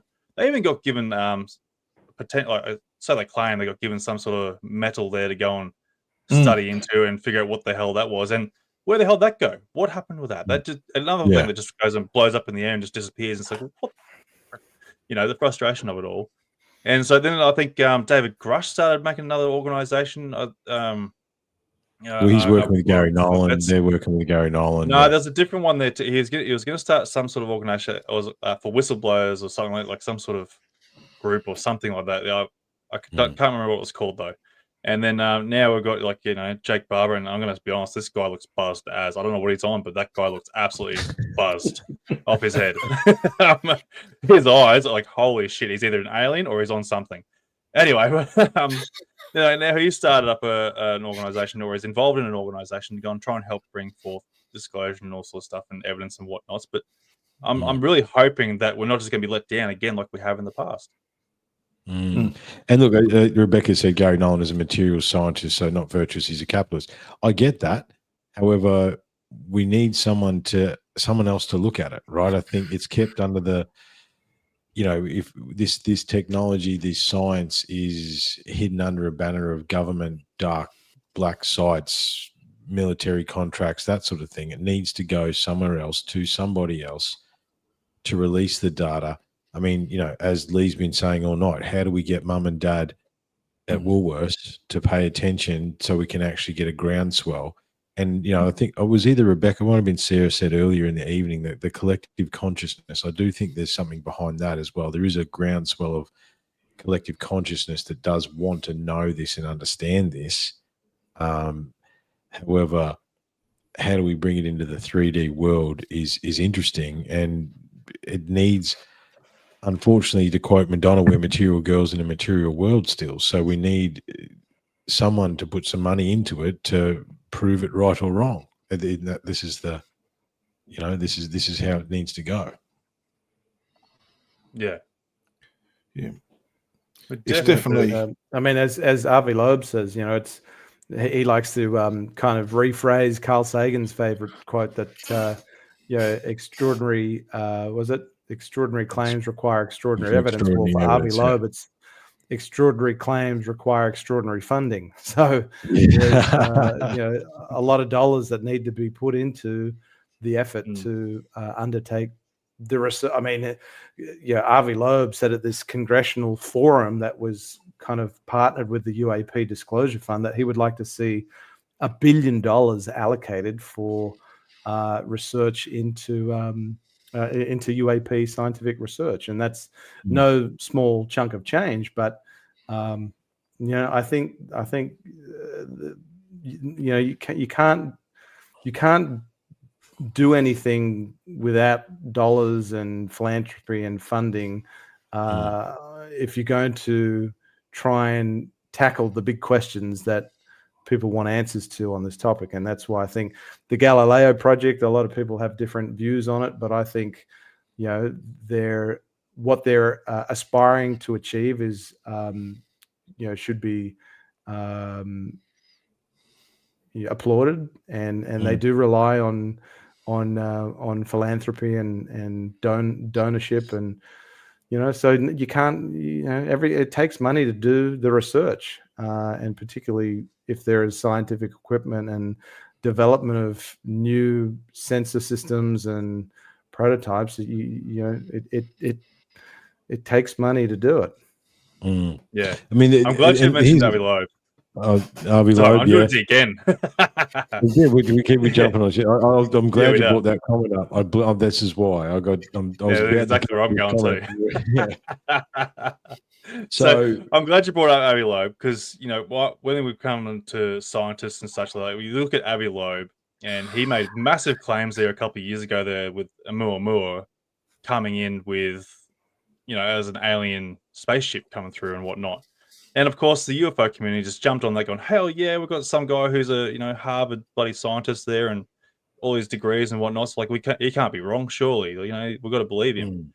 And whilst it's all great that we're going to be supporting big claims in that, but Avi Loeb is speculating just as much as anyone else there. But the problem is he's jumping to a conclusion or a speculation that may potentially be alien, where there's not enough evidence to even go and make these kind of claims yet. Just because it's acting strange or we don't understand it, it's such a big claim. That's where it makes it look weird. Well, I would say I'd push back and say there's a difference between making a claim and making a hypothesis. His hypothesis is that, well, let's look beyond it being something prosaic, Oumuamua and maybe Atlas. If it's not prosaic, then what is it? So he's put forward the hypothesis that, well, maybe we should also entertain the notion that it could be something that is a technostructure from outside of our solar system. So I don't think he's he's not claiming that's what it is. He's saying, well, this is just another hypothesis for what it potentially could be. So now we have to see if there is any data that supports that. Yeah, and that's right. I was going to say, because of his claims, the corporate media likes to use him as a bit of a whipping boy as well. There is a bit to that. Oh, yeah, too. And then everyone jumps on the bandwagon saying he's claiming it's alien there, and everyone just starts with the clickbait bullshit and exactly where they don't read it. And he's like, no, he's made a hypothesis. These things are coming into our system. So yes, thanks for correcting me there, Grant. I think it's it's fitting that they called it the Galileo project, because if Galileo didn't have enough courage to look through the telescope, that's right. We would be living in a very different world. Remind yourself what happened to Galileo as well. Like, exactly. It was no different than the shellacking that Avi Loeb's been copying from fellow scientists and academia and the media. They're trying to kind of tall poppy syndrome, pull him down, because it is such a fantastical hypothesis. But you shouldn't discredit someone just for putting out a hypothesis. If it turns out that there's no data and evidence to support that hypothesis, then at least we can know that's what it wasn't. It wasn't what he had. But I sort of go on the same way of going, like, crying wolf, basically, because you're trying to say it is something there without the evidence there. And we shouldn't be making those claims just yet, like until we sort of really get that evidence or some sort of data that will sort of might even indicate something of that sort of nature. That makes sense? Well, I mean, here's an interesting question maybe to finish, gentlemen, because, Sarah put in, why trust scientists? They won't tell the truth. Well, then who is going to? Okay, so if Corbell and Knapp aren't telling the truth, if Elizondo's not telling the truth, if Greer's full of shit, if you know what I mean, and then Avi, like what? Are we back to the dog chasing our tail or chasing the car? Like if nothing is true and we can't believe anyone it's true because they're trying to make money out of it or whatever it is, right? Then what are we doing?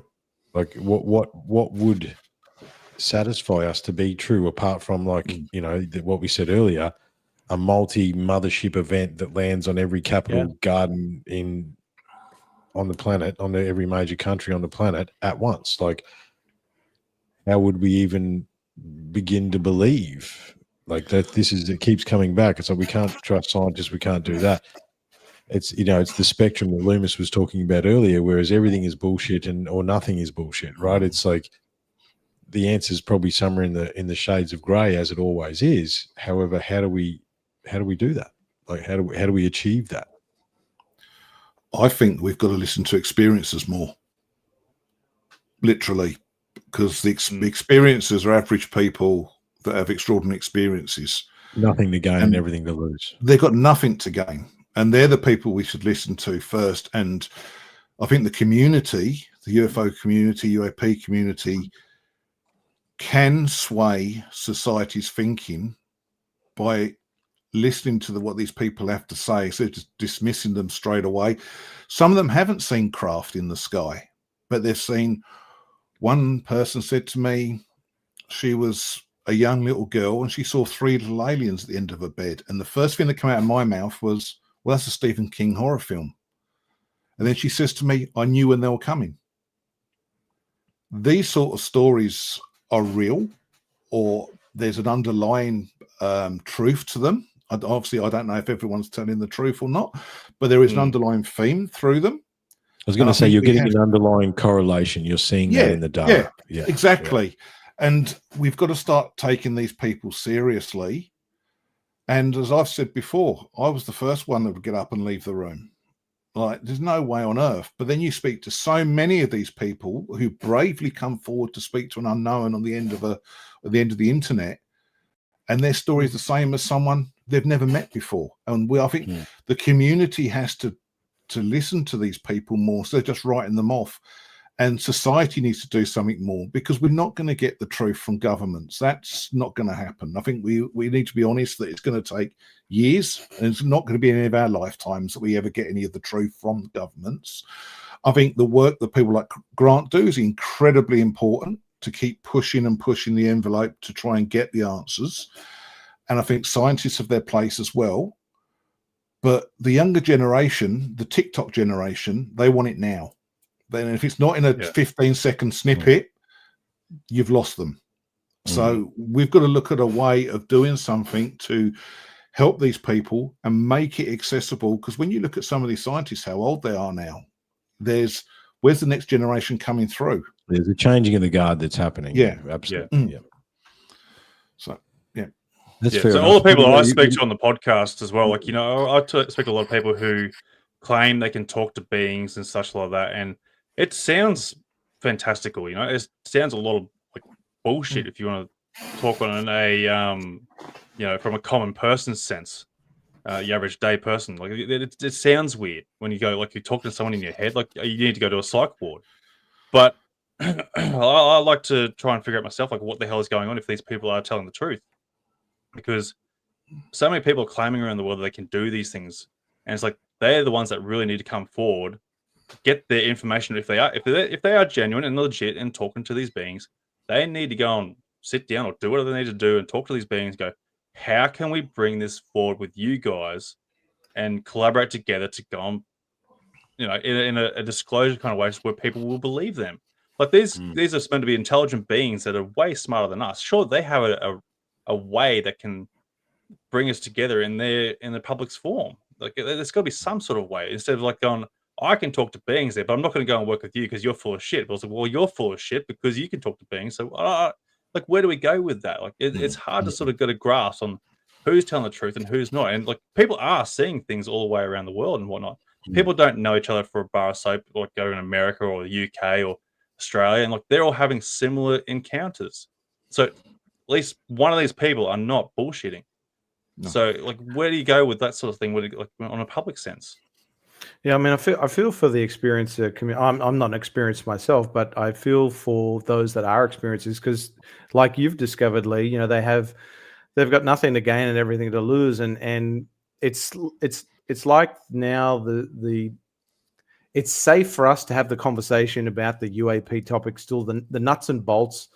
There's less stigma around that topic and that discussion today than there has been in the past, I believe. But then we're not there yet to large part with experiences, and that's why. And we can't delude ourselves and think that there isn't a mental health component of this topic, where there are folks that do have mental health issues that are delusional and they do hallucinate. But there is also the flip side of that, and there are very credible, very sound of mind people that have extraordinary things happen to them, or see extraordinary things that they can't explain, and some even have negative health effects as a result of what they've experienced. And that's why, like, as you know, Leigh, you know, there are a couple of advocacy groups out there, like the UAP Medical Coalition and another organization called Unhidden.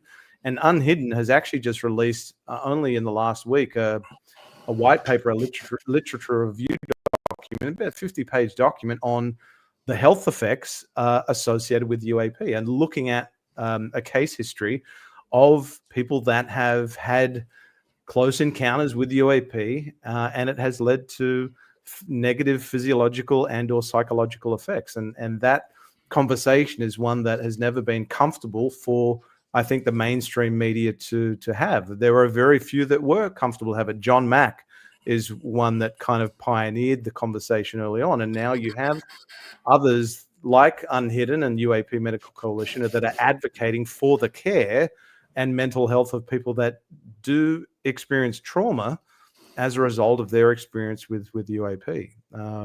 So, it's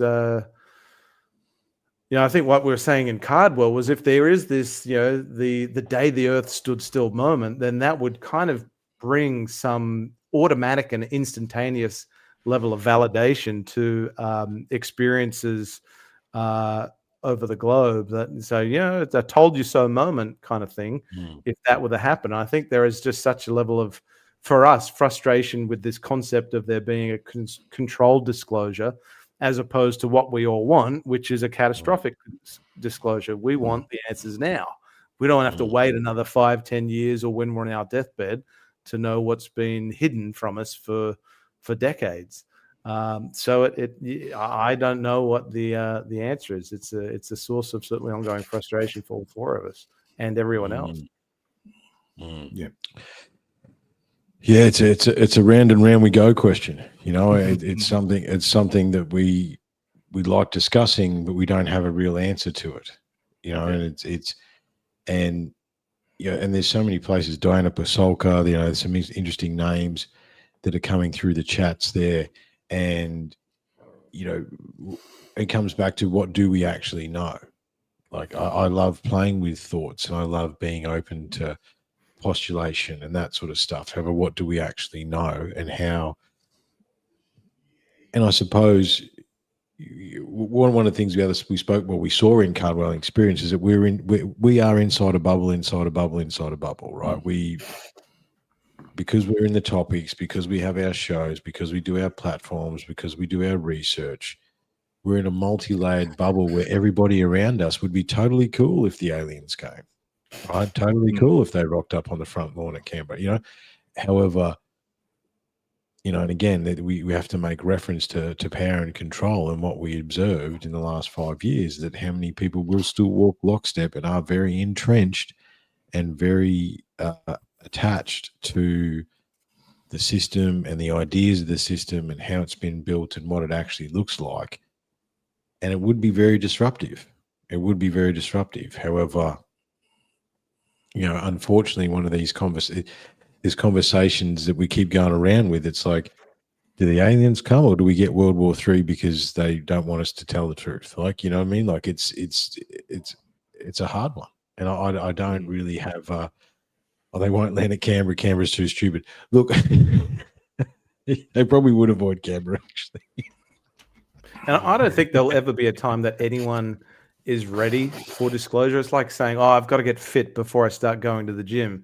Like there's never a time that you'll be ready for anything. I think it's just a matter of it happening. And I understand that if there are societal implications with a disclosure moment, obviously for 50% of the population, they'll probably be cool with it, and it's not going to change their the way that they live their life and the way that they pay their bills. But for the other 50% that really have an existing structured and firm belief system, that it might shock their worldview and be that ontological shock that we've all heard about.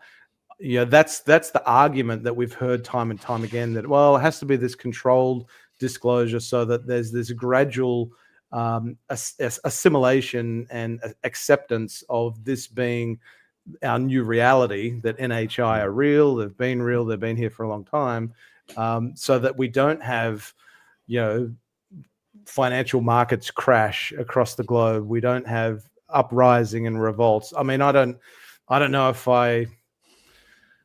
know where I sit on that argument, but I know that's certainly the argument that's been put forth time and time again. We've heard Dr. Stephen Greer talk about it time and time again. Yeah. Well, gents, I think this has been excellent. We're way past the 2-hour mark now. I think maybe we finish it off for tonight. We'll just do final thoughts or anything. Does anyone have anything else before we leave this evening? I think I just wanted to say thank you. This is cool. I knew we'd be able to pick up the energy we had in Cardwell, and even though we're all remote, I think this was an excellent thing. I thought maybe look, we need to stay abreast of the topic.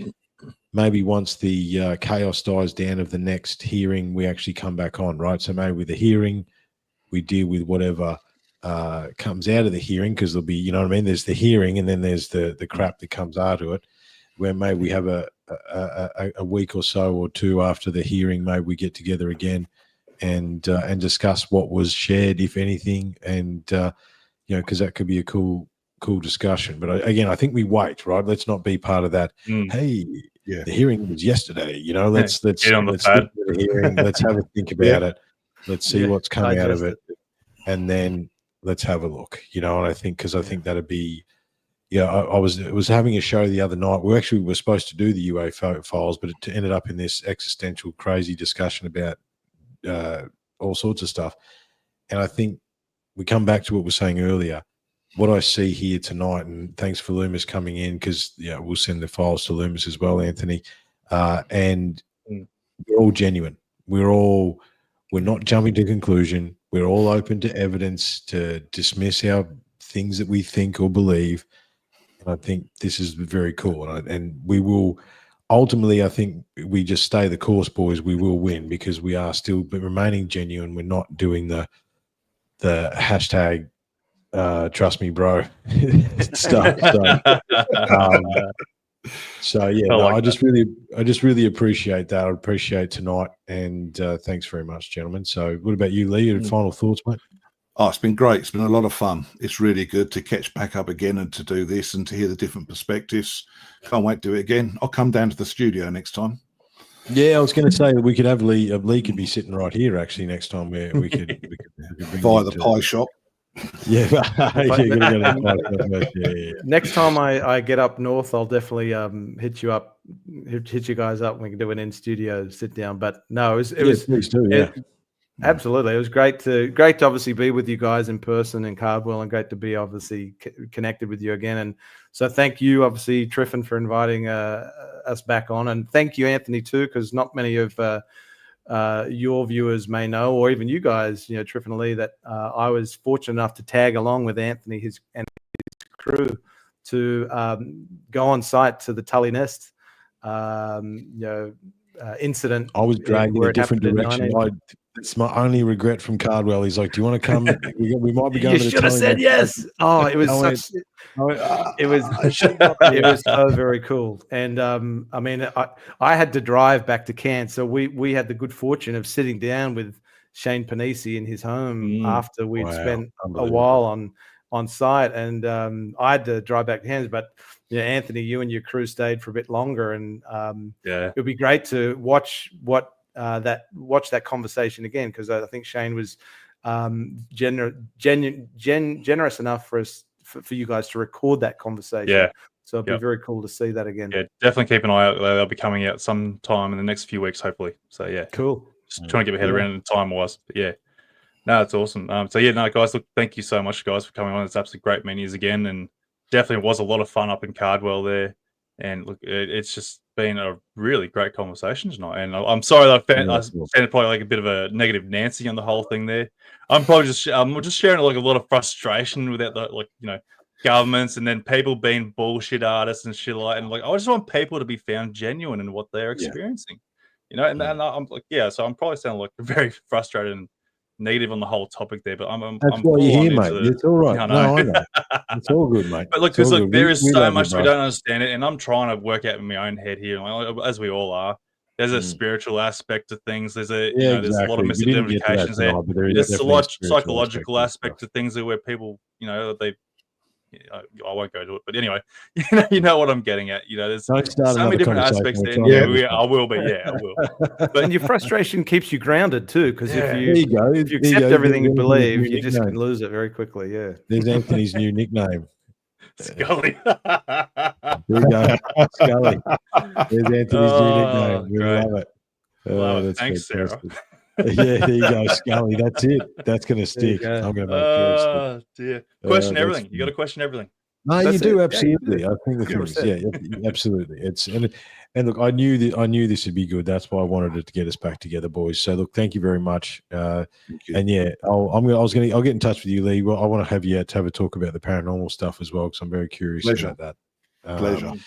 So yeah, look, thanks very much, boys. Thanks very much, everyone in the chat. The chat was pretty cool tonight. Thanks everyone because you were having your own, it was they were having everywhere. their chat, we're having our chat. It was a bit crazy. So then you get distracted in the chat, like, oh, what are they saying? Like, oh, hi, yeah, conversation here. The chat. I wanted to jump into that conversation a couple of times. So thanks very much, guys. Until next time, a pleasure, gentlemen. Yeah, Thanks, absolutely. guys. Very cool. Again, Thanks, guys, guys. thanks everyone. Thank Cheers, you. Awesome. Thanks.